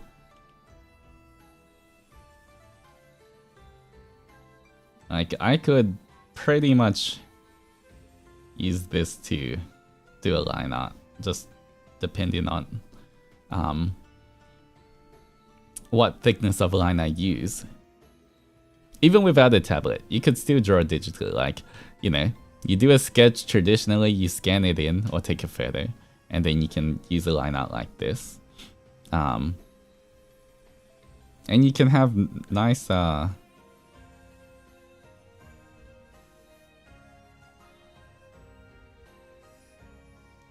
smooth lines as well, even without a tablet. So if I look at that,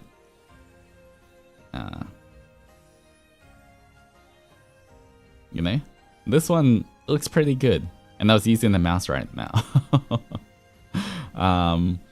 So there's always a way. There's always a way for art, depending what you want to do. Don't get too stuck on one way that someone's doing. I'm sure you can find different ways, but there we go. I hope that kind of helps. Alright, I've seen a classmate more than 10 years ago make a really good walk-in scissor GIF using MS Paint. Yeah, I mean, for anything that uses one layer, you just have to, a lot of times, think in reverse. Like, you know, you block out a shape, then you shade it, then you do the line art on top. But it still works. All right.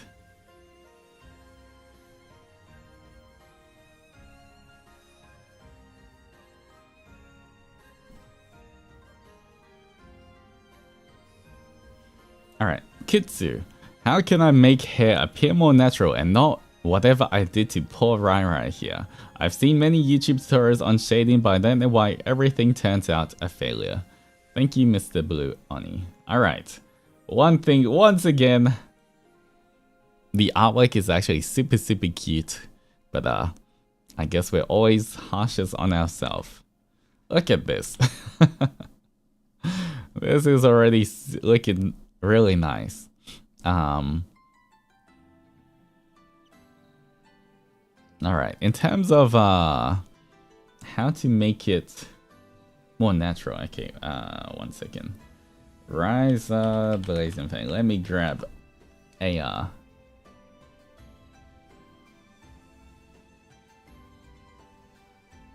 picture reference.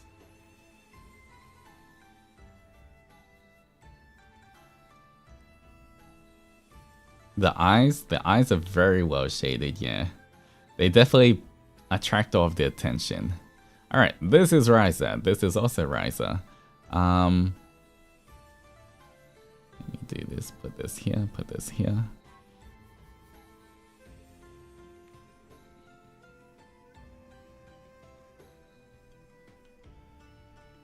Alright, I think right now, what's happening here, why you think it doesn't look too natural, I would assume is, I would say the biggest reason is because right now everything is kind of just flat in terms of all of this looks like it's just on one layer, like it's all coming from the same spot. But if you look at Ryza, if you look at Ryza's hair, let me get a different color, blue. Alright. Instead of everything being on the same layer, you got this one in front, got this one behind, this one here, this one's behind. These are getting even further behind. This is coming out. There's a lot of different layers to everything. And I think if you transfer that over to your own art,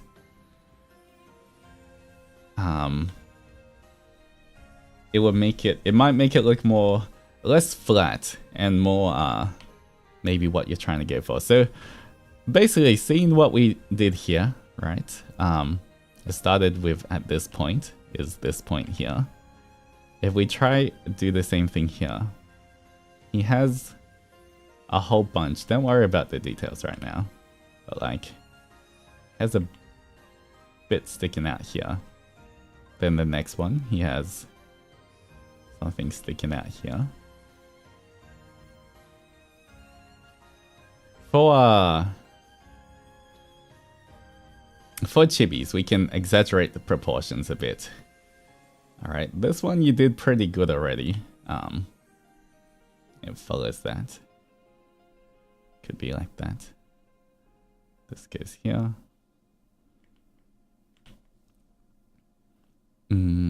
Alright, this one got pretty spot on. Get a different curve here. And so pretty much I'm just looking at what I did here and then following the same kind of basic shape as well. You can see as well here, Rise's ear on this side is actually covered. So if you want to keep the same kind of proportions, you can cover it on this side as well.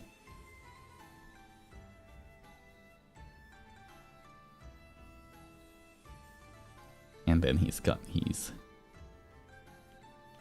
you can guess the little ponytail here. Alright, if you can do. Alright, so pretty much same thing here. This comes out. This is there. Alright, I think by trying to section it off like this, you can add little details afterwards, like this going down. I'm not even gonna, you know what, I'm gonna leave it like this in terms of I'm not gonna add too much detail. I keep it very simple. And but even like that, and then where's your, all right, I'm gonna select the same colors that you did.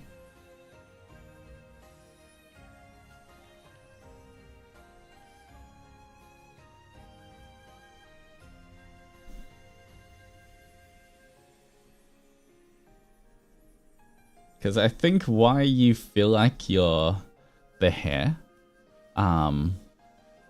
is looking a bit off is more because of, it might look, I think it's not the color. I feel like you can render quite well. Like looking at how you drew the eyes, I think we can all see that you're quite good at like rendering with color. But I think it's more just the basic shape that you have here is the reason why.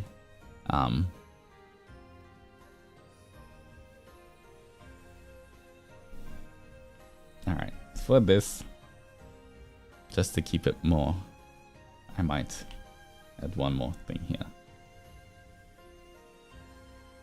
Just to... Alright.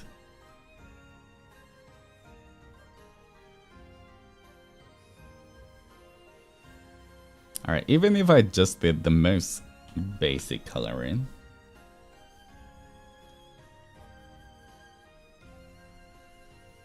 for the gradients on it. Let's select, say,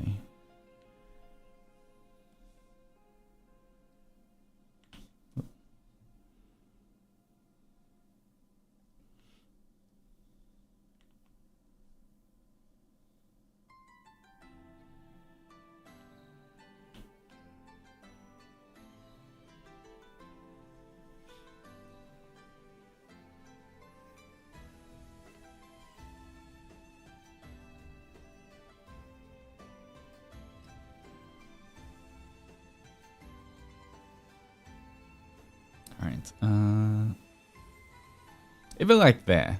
You see, I haven't really rendered the hair out. You know, compared to, obviously you did a much better job with like adding the details, adding more shade and light and everything. But I think to concentrate it, to make it look more like Riser,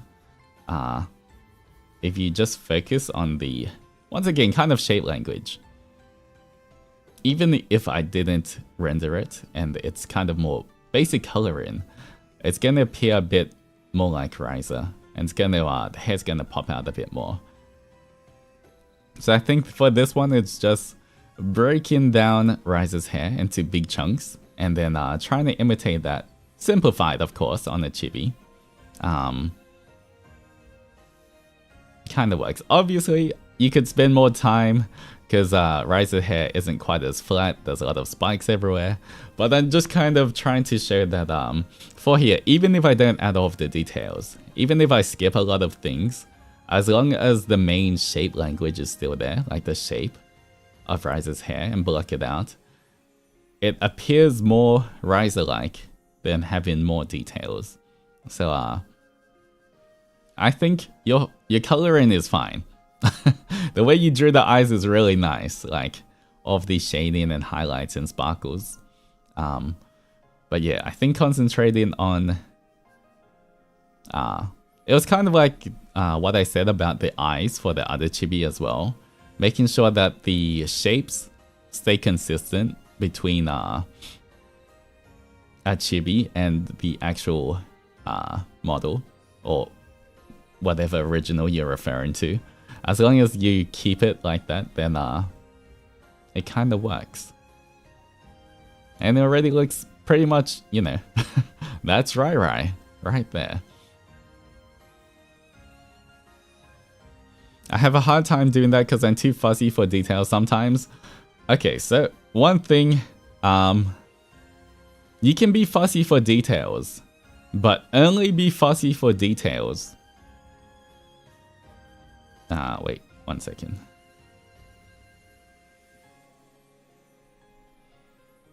Only be fussy for details once you've got this, okay?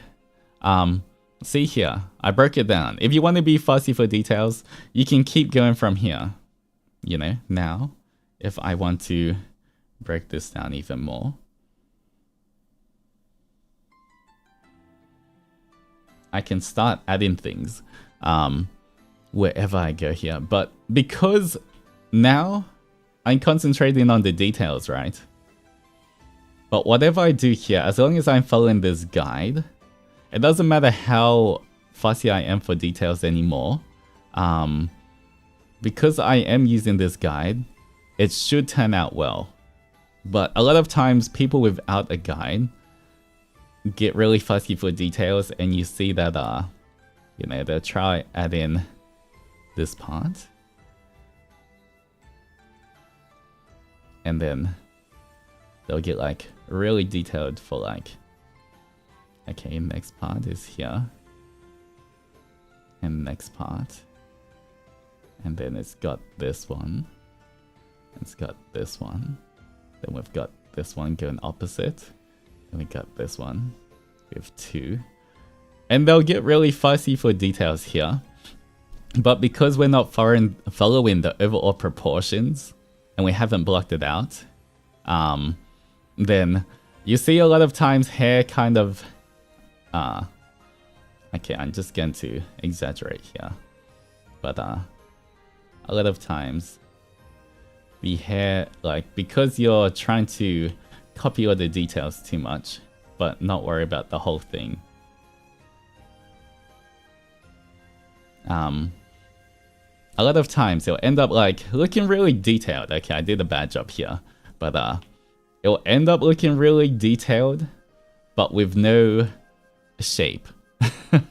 I guess not a proper shape that represents the character. It's kind of like, you know, it's the difference between this one with being super not detailed and this one being super detailed but not capturing the essence of the character. So it's much better to start here. Once you have the basics, go from rough to detailed. So, you know, depends how much time you want to spend on it. You could even just break this down, still rough, but like a little bit more detailed and have a few more spikes showing. You know. And you can keep breaking that down more and more until it gets more detailed. Then you know, lower the opacity of this one, and then create something on top, and then, you know, you get even more detailed with it.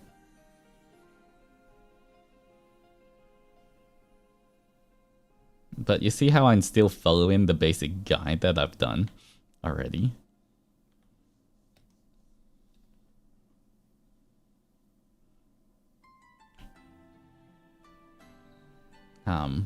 That way, when I'm focusing on details, I'm not focusing on proportions. Like, I'm focusing on one thing at a time. Instead of trying to think, okay, I'm trying to draw this really detailed, but is the proportion right? Is the size right? You know, you can,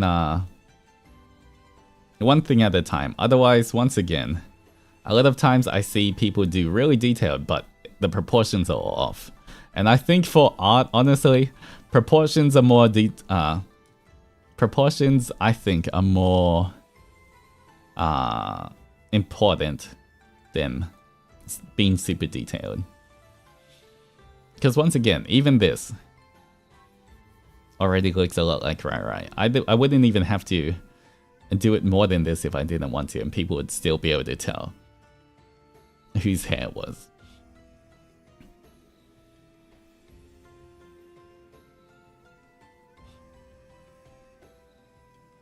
But yeah, I think that would be my advice for this.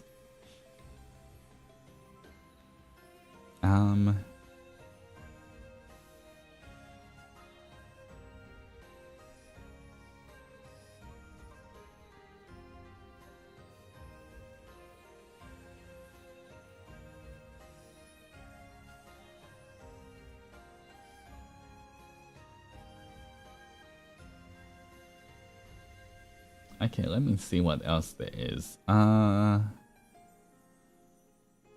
there is one by Ariga that I see. But I think... Okay, let me show you the question. The only thing is my answer to it, similar to like, you know, the guidelines for the head and everything. I think it would take too long in this stream to be able to do it, but I might try talk about perspective and everything in a different stream. But this is definitely a lot more advanced. Obviously, Ariga's a lot more advanced artist as well. But yeah, I'm having trouble getting getting perspective because I can't find the eye level. I'd like advice on how to find the eye level. I'd like how to know how to put the perspective after finding eye level as possible. And of course, whoop, what was that? Copy image. There we go. Okay, of course they have an amazing artwork. Everyone's art is so good. But in terms of perspective, that would be a whole like big stream on itself to be able to like talk about how to draw two characters interacting in perspective and how everything works like that. So I can't answer that today, but I will keep this in mind and I'll try and answer this in the future stream, art stream, where I can properly, I guess, do a better lesson on explaining this. Because right now, if I try to explain it in like 10 minutes, I feel like it might get more confusing than less confusing. So, yeah. But at the same time, I just want to acknowledge I saw it. So, you know, I will try and address that later on as well. But thank you for the submission.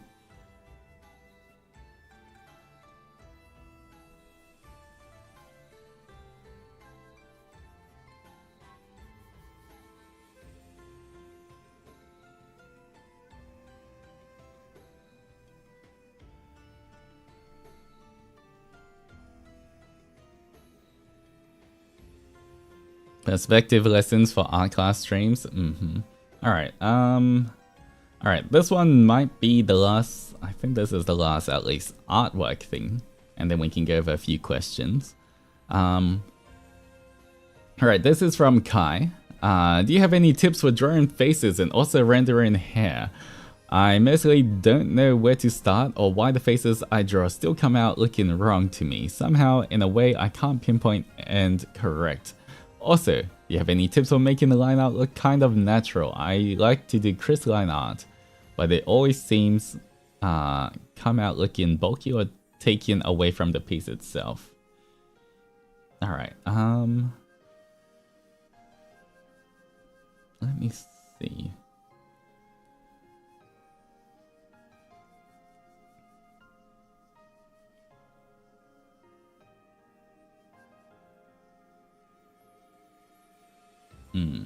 You know, I'm just gonna use this.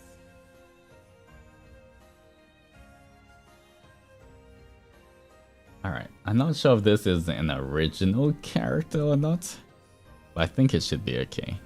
Alright, I'll be using this as an example. Okay. First part. It's original. Okay, should be fine then. Rendering hair. Okay. Just like, because, you know, art, I guess it's hard to answer this question because it depends how you want to render hair as well. There's 1,001 different ways on how people render hair. I guess it depends. It's better if you have a like maybe a certain artist you like who renders hair a certain way that you like, and then try imitate them. Maybe I can help you more if I know that. But in terms of generally rendering hair, I think same thing here as I was talking about before. Okay, this is an original character, but at the same time, when it comes to hair, most hair comes from a certain line or a point. When you're looking at character's hair, say even for this guy, would say this hair looks like it's coming from here. You'd want to pick a point or sometimes a line. Like if you look at my character right now, right here, me, you can see that my hair's coming from kind of this and a line. And so everything comes out from this part. All of my hair is just gonna be spawning from that point and goes out, which is normally true for anyone. So when you're trying to draw a character here, right now, this line here. Also, cool character, by the way. I always like scars. Scars always add a little bit of badassery. But if we look at this line here versus this line here versus this, a lot of times they kind of go in to random points, which sometimes makes hair look a bit disjointed as well. So I would say pick a point. Maybe you could look into this character, maybe even here. Alright, we'll put it somewhere around here is where their hair spawns from. Okay, there's the front of the hair, which is this section. There's the, I guess, side parts of the hair, which is this. And back here we can't really see, so we don't have to worry about it. But if we look at just at the front at the moment, alright, I'm going to rotate him so he looks. Alright, in terms of hair, we want everything to spawn from this point. So anywhere your hair goes, it's gonna kind of follow here. Everything's coming from here. So even when this twists out, this would be going around. Everything's kind of coming from here, this point. So even on the side here, it comes out, however it's going, you'd kind of be building up from here. Same as this. All of these, even if you can't see, even if we don't draw this line, it's all coming from that point as well. Same thing for here. So wrapping around.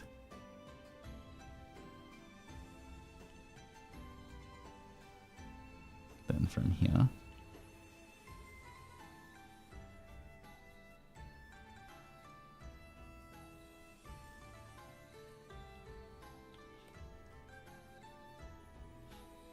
And then same thing for this. Instead of, I don't know where this is coming from, but normally, you know, you can start from here, coming out.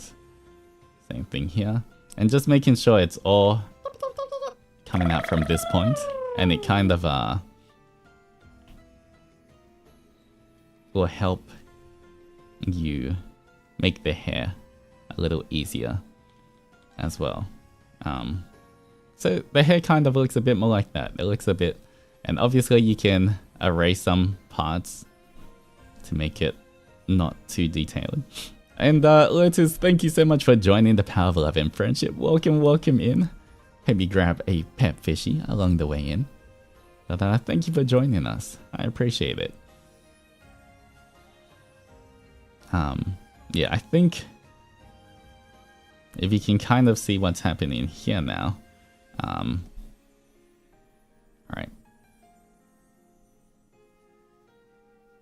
Let me quickly...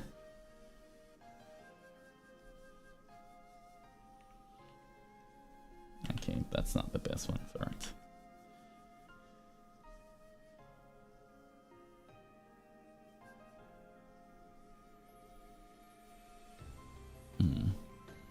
Alright.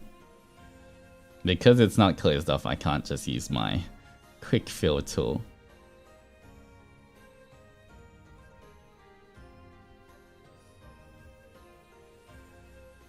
But forgive me if it's a little bit messy.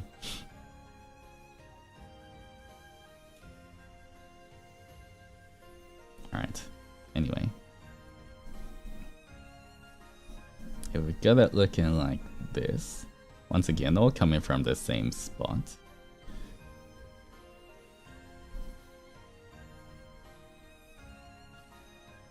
Alright, there. There we go.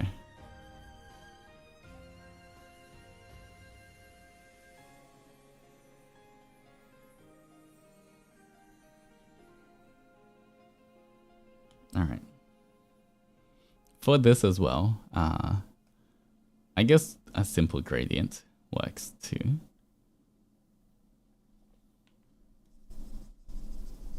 Let's just darken down the bottom.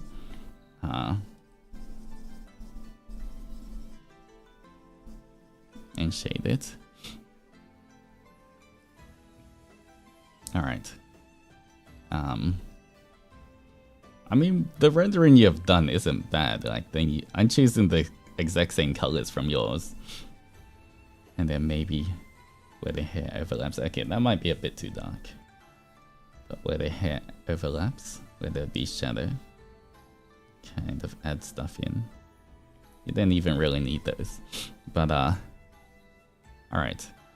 It's kind of... You see how it feels like it's coming... It's a bit more natural. Coming from the same place. Oh, I forgot to do...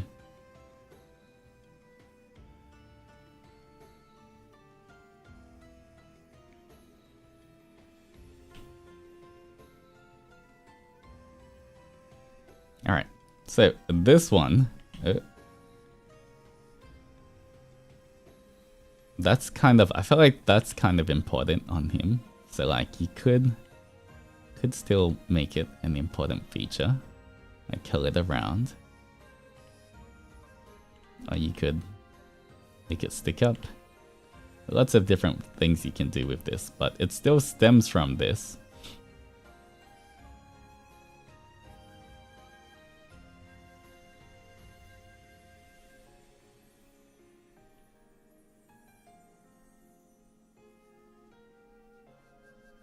Still comes from the same place.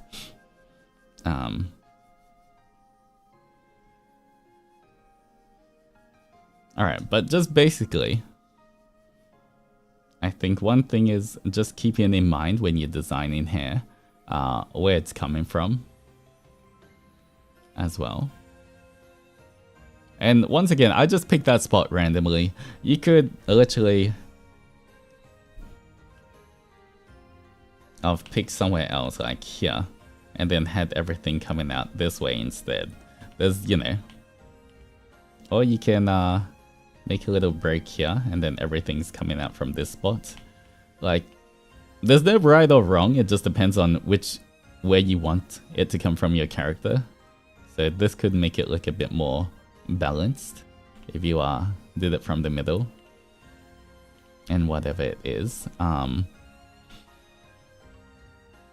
But yeah, I just chose one randomly. But it does help, I think, the hair become a little bit more... Because I still pretty much copied where your hair was. It's just the roots of it I changed a little bit. And I think it helps bring it a bit more. Like, gives it more volume and shape. The other thing here... I don't know where to start or why the faces I still draw come out looking wrong. Here I can see, I know that it's a bit of perspective, but I think you've made this eye too small. Even when you turn, when an eye goes into, like, you know, on the side of the face, it normally doesn't get smaller, it just shortens a bit. Like, this here, compared to this, is what shortens. But in terms of, like, this compared to how big this is, this part should still be roughly equal to that part. It shouldn't shorten just because it's further back. Because perspective, it's not, the eyes aren't far enough apart that perspective is going to warp it that way. it's only just gonna shorten that. So I would say like for this, you'd want to I wonder if I can just edit this.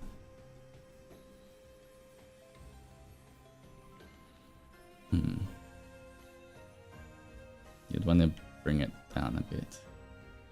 Oop.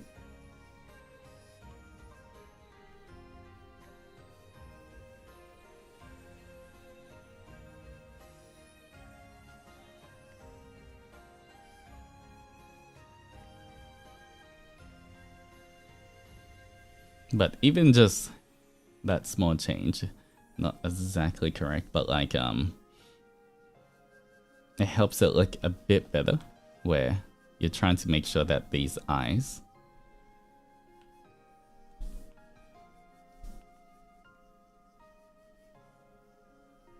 are similar.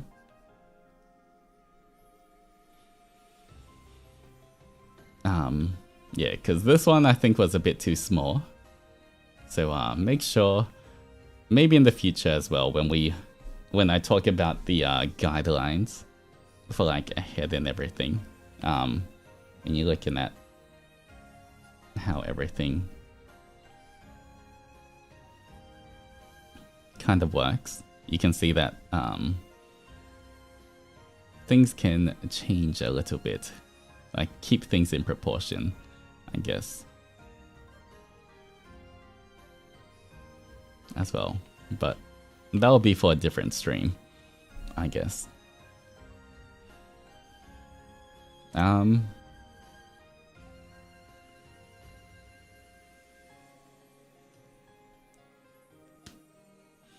When I drew this one, I didn't know how to use guidelines, so I didn't even use them at all. I feel like that's how a lot of people start drawing, right? They just draw. But there's nothing wrong with just drawing, and once again, honestly, even without guidelines as well, just your overall picture already is 90% of the way there. You know, I feel like once again, all I'm doing is like suggesting tiny or small changes, and they can make a big difference. So like, you know, the way you drew the eyes is nice, the eye shape is nice, you kept all of that. It's just trying to keep things in proportion. I feel like if you can get good at getting proportions right, everything else in your drawing will become much simpler. As long as you have a good base, a good kind of sketch to start, everything else kind of falls into place a bit more as well.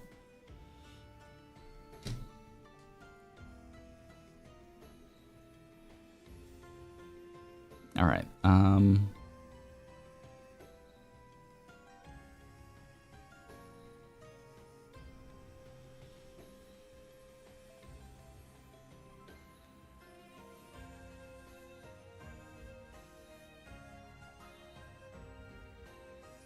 Okay, let me quickly see some of the questions under the post, and if I can address any of them.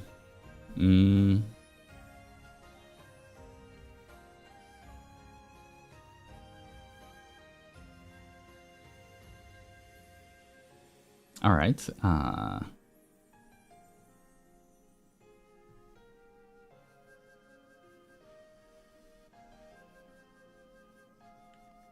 Here we go. Willow asks, hi Altus, my question for ADVICE is, how do I make my drawings look less rigid? Every time I draw a person, they always look stiff, unnatural, and too posed. Even with reference, I still feel like it lacks the fluidity. I hope this makes sense.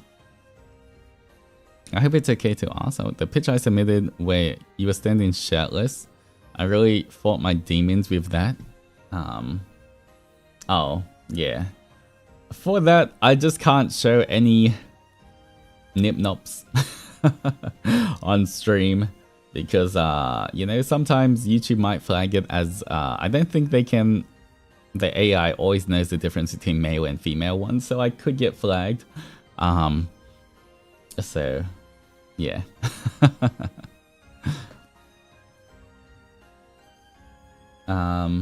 But once again, for faces and everything on different angles, I will go through it later on.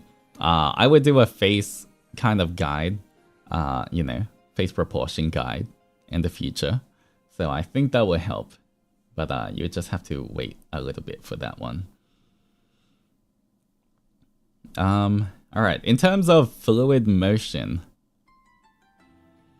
I mean, it's hard to tell when I can't see an artwork itself, how stiff or what is, you know,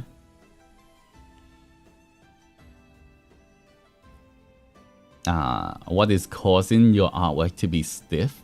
But a lot of times, there's a few reasons why an artwork looks stiff. Sometimes, because your line art looks stiff, it can just give a stiff feeling overall to a painting or like a figure. A lot of times as well, what happens is, I think one of the biggest things, okay, if you draw in,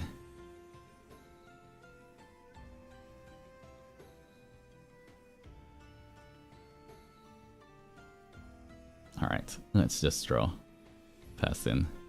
I don't know what they're doing. They're posing. They have a sword. Alright, something like this. Alright, if you just draw a figure, a lot of times, why it starts to become stiff as well as,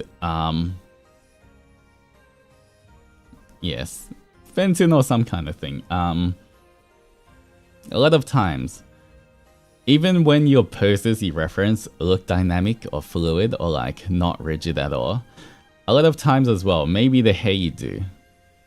A lot of times I draw hair, you might draw hair. And the hair, and maybe the clothes, this, I don't know, they're wearing a skirt like this. They have a cape and everything.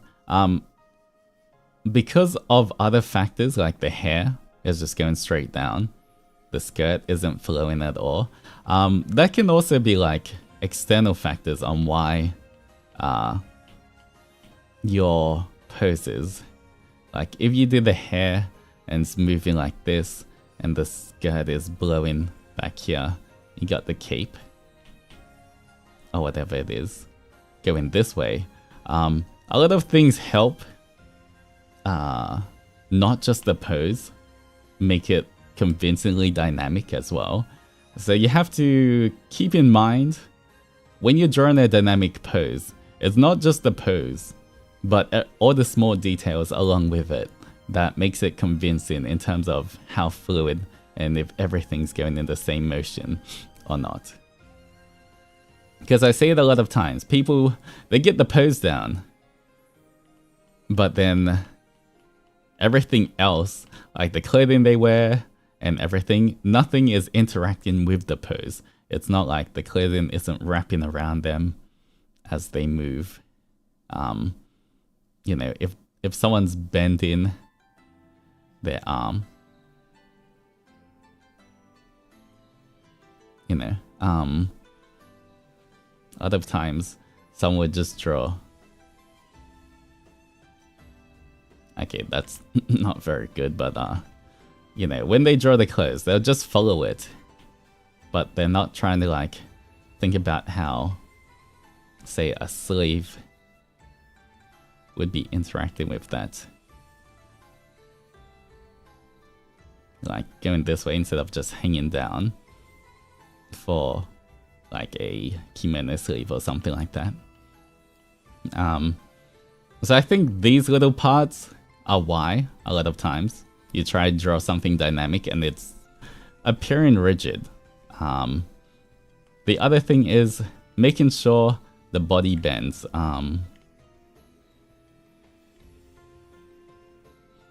You know, whenever you're drawing a pose, I saw a bean method that people draw that people were doing before, but make sure that when you're drawing like the body as well, it's not just, you know, if you're bending forward, you'd be arching your back either way. You know, maybe you can be arching this way, or you could be going this way, but making it not just straight as well, having curved lines, you know, where you could even if they're hunched forward like this, it can still make it more dynamic because the flow of everything is still dynamic, rather than if they just made it too stiff, it'd be like and then out. But once again, without seeing actual art, I can only take a guess on why your artwork is looking stiff and everything. But if it is, even like just hair blowing in the wind kind of thing, stuff like this, like where your hair's blowing in the wind, can help things look a lot more, a lot less rigid. And it's one of the easier things to do as well.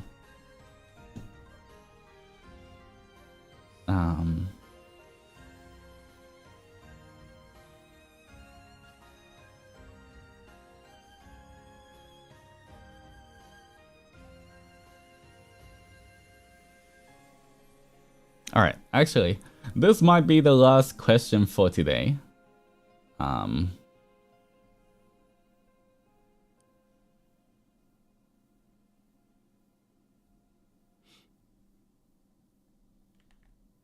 But I think it's a very important one. Alright, Tasty Medley says, any tips on how to transition from closely following refs to drawing freely? I feel like I'm good at almost copying poses or expressions and making some adjustments, but as soon as I try changing things a lot more, or drawing without a reference at all, something always looks wrong. Okay, well, I'm gonna be real. Anytime you do a drawing, well, at least 99% of the time, you should use references. You know, I know this whole concept of drawing freely, drawing without having to look at any references.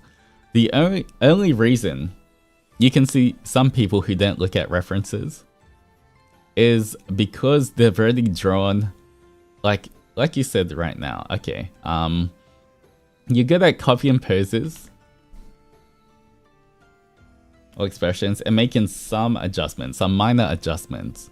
But as soon as you try to do a big adjustment, it doesn't work. That's exactly the same as most artists. The only reason why people can draw freely is because they've already drawn that pose before. You know, it might be a pose you can't draw or you're not used to before, but when you see, you know, someone drawing a pose and you know, it looks like, oh, they're not even looking at reference, I can guarantee it's same as you. They've drawn a similar pose before and they're just making some minor adjustments to it. You know, it's not a major change from what they have. Big mental library, exactly. So a lot of times, this is pretty much what you do. Like, you know, you think of a pose, you look at the reference, draw the same pose. Maybe you can do different characters in the exact same pose, like 10 times. I know that might take a while, but until you understand that pose, then that's one kind of asset in your mental library. Then you pick a different pose, and that's what you keep doing. A lot of times I feel like the reason why you can't draw freely, I imagine that to be you draw without a reference, is because even though you do a good job of drawing a pose once, just because you draw a pose once with a reference, it doesn't automatically get stored in your muscle memory. It's not like, you know, you don't know the pose just because you can draw it once. If you can draw it like 10 times or something, the more you draw it, the more you practice, the more you're going to kind of memorize how the pose should look. Then that's kind of when you master that pose. And then that's kind of when you stop needing to look at references as much. But even for me, sometimes I'm really good at a pose and then I don't draw it for a while and then I forget and I have to look at references as well. So the only reason why you see people drawing freely is most of the time, because they've already drawn that same pose or something similar to that pose like 1,000 times with only minor adjustments, just like you say, how you're good at it. So, you know, unfortunately or fortunately, that's kind of what you have to do for art. Every time there's something new, look at the reference. Look at it and repeat it until you understand how to draw it properly. Because, yeah, it's not like, you know, you can just draw someone in a T pose and you get really good at that and suddenly you know how to draw him in every other kind of pose that he's doing. You know, it's gonna take a while. You have to, you know, just because you mastered this doesn't mean you've mastered this pose. Just because you mastered this pose doesn't mean you've mastered the next one. Each of them are separate. And it depends how big the changes are. Sure, you could basically just do this without looking at the reference if you've mastered this one, or you could put both his hands up as well. But you can make minor adjustments on this pose. But to do something with a different angle and everything, you would have to... It's better to look at references for this pose, find how everything works, and then start making minor adjustments from there. That's another pose in your library, and so on and so forth. So, yeah. You'd see, honestly, most of the time, like if you look at manga and everything, people don't try draw... The poses of everyone aren't that different. Normally they just change like the arms, how the arms go, and slight angle change of the head, and that's pretty much a lot of the changes. Like slight changes can make it look quite different as well. But once again, I don't think they'll ever come unless you're like been drawing for like, I don't know, years and years and years, and you draw every day. It's hard to quote unquote draw freely if you don't already have all of these kind of poses in your mental library, I guess, as well. And sometimes you, like, when you understand the basic building blocks of like how to draw, you know, a human,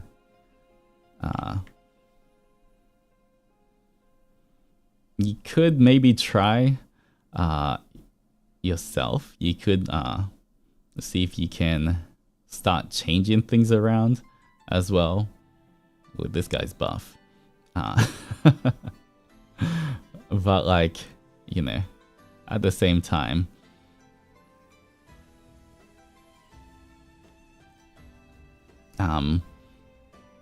you know, of the poses that you have to learn each pose kind of individually, as long as they're different enough from each other as well.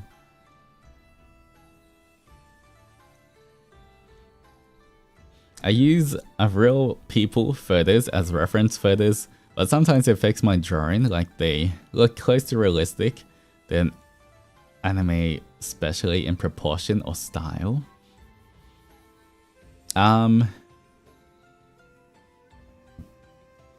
I guess that's just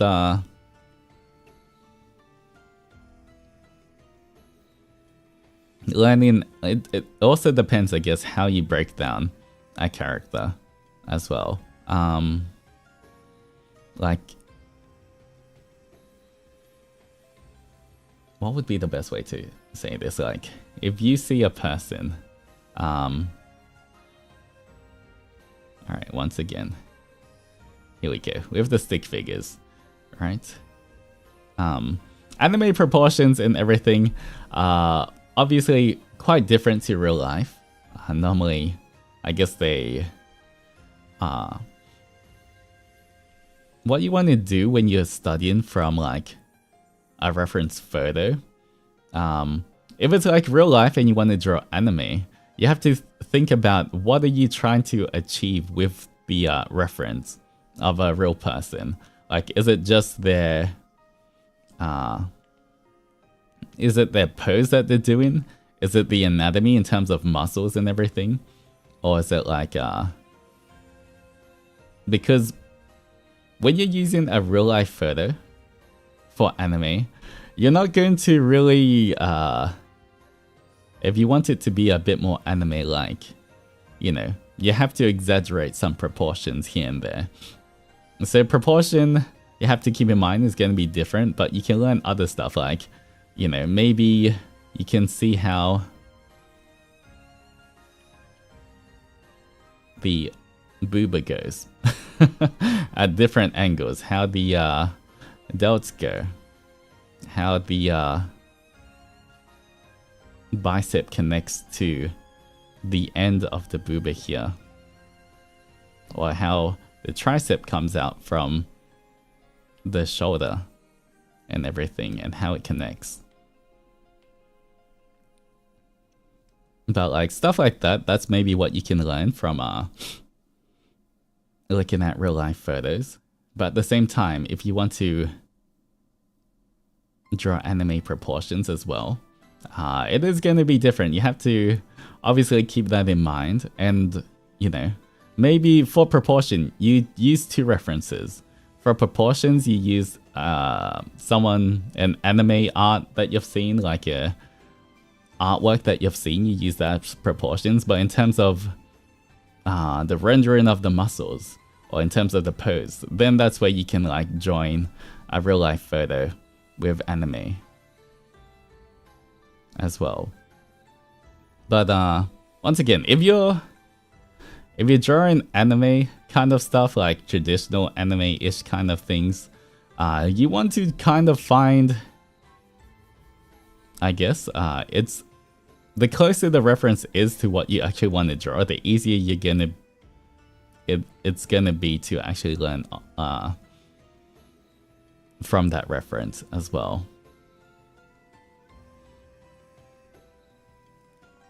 But because most of the time, for me, I don't really use realistic people, like real life people, for my references, unless I'm either doing a study of something or I'm just trying to look at muscles, like where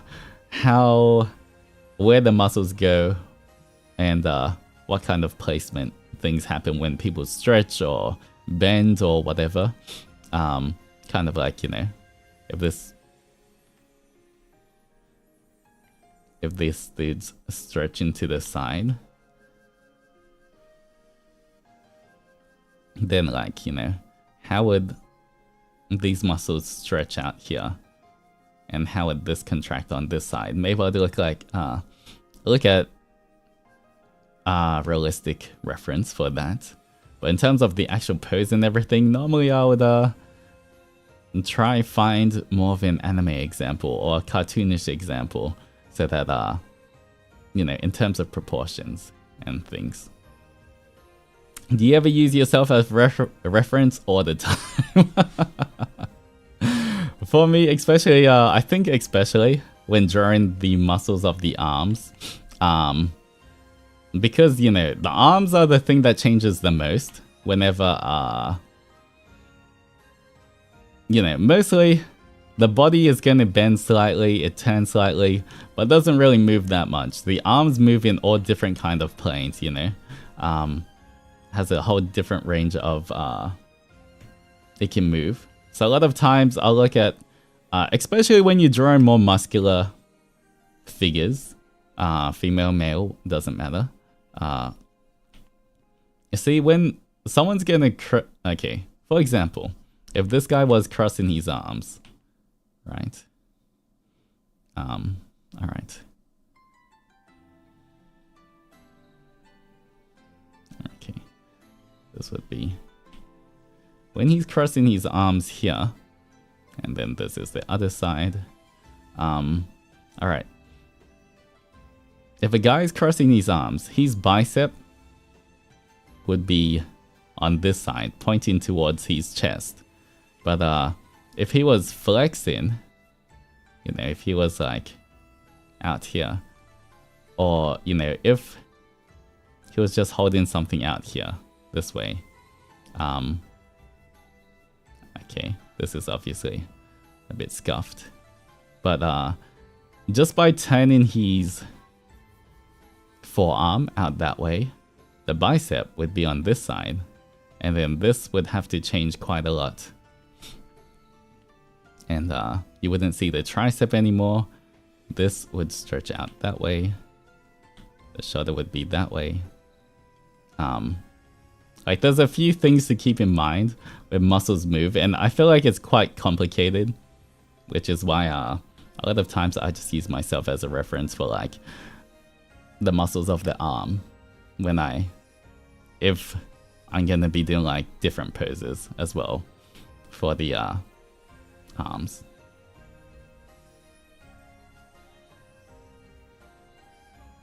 So stuff like that, you know, good to keep in mind.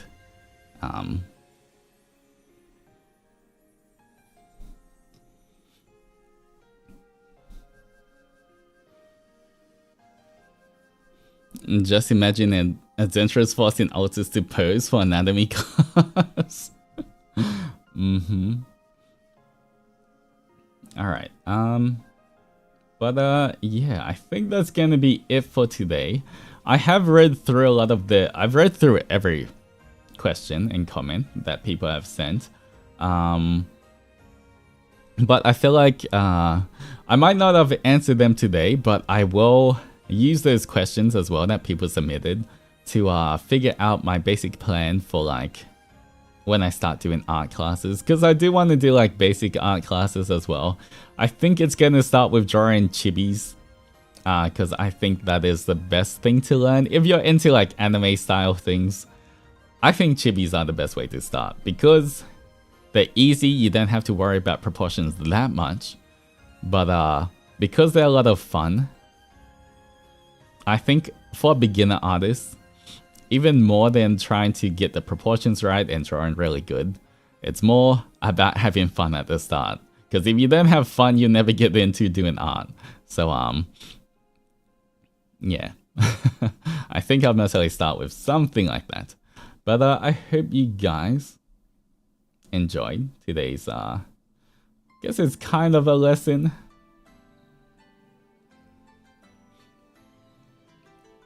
But yeah, I hope I could answer some questions and help out a little bit. But yeah, there we go. That was some art advice for you guys. All right. I don't think anyone's really streaming. I know Roscoe's streaming, but I think he's going to finish. Is he gonna finish? Alright, I might send you to Roscoe anyway.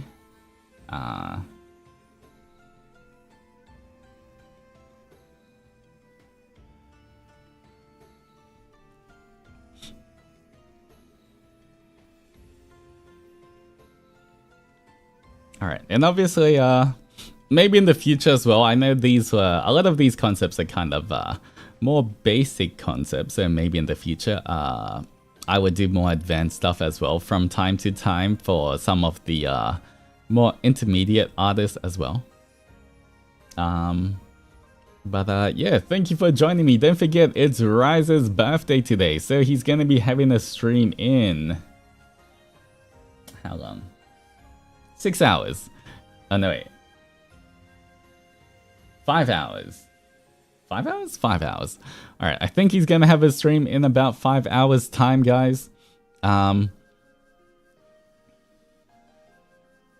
So, yeah.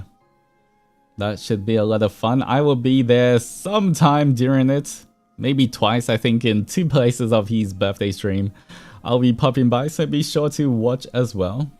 And in case you haven't seen, I posted this on Twitter as well. But this is my this is my birthday art for Riser as well that I drew. Nice and shiny. But yeah, if you want to see this properly, get a Twitter. And don't forget to wish Ryza a very happy birthday. Alright. Anyway, thank you for joining me. OVAs in chat at Big Otsu Oni. Everybody, big stretches.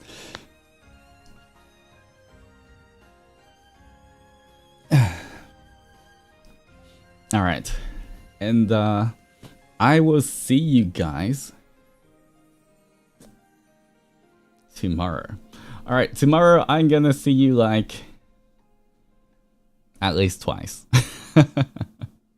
But 8 p.m. JST is gonna be a Zatsu stream tomorrow. We'll be talking about the whole 6-month anniversary kind of plans and the upcoming week and everything. So 8 p.m. JST, our normal Zatsu for tomorrow. But who knows, there might be other stuff before then. You'll just have to keep a lookout. But at least for my stream is going to be at 8 p.m. JST tomorrow. So I will see you guys then. Please make sure you take care of yourselves, stretch, eat something nice, hydrate, all that good stuff. And until our next adventure, adventurers, roll out. Bye bye. Bye bye.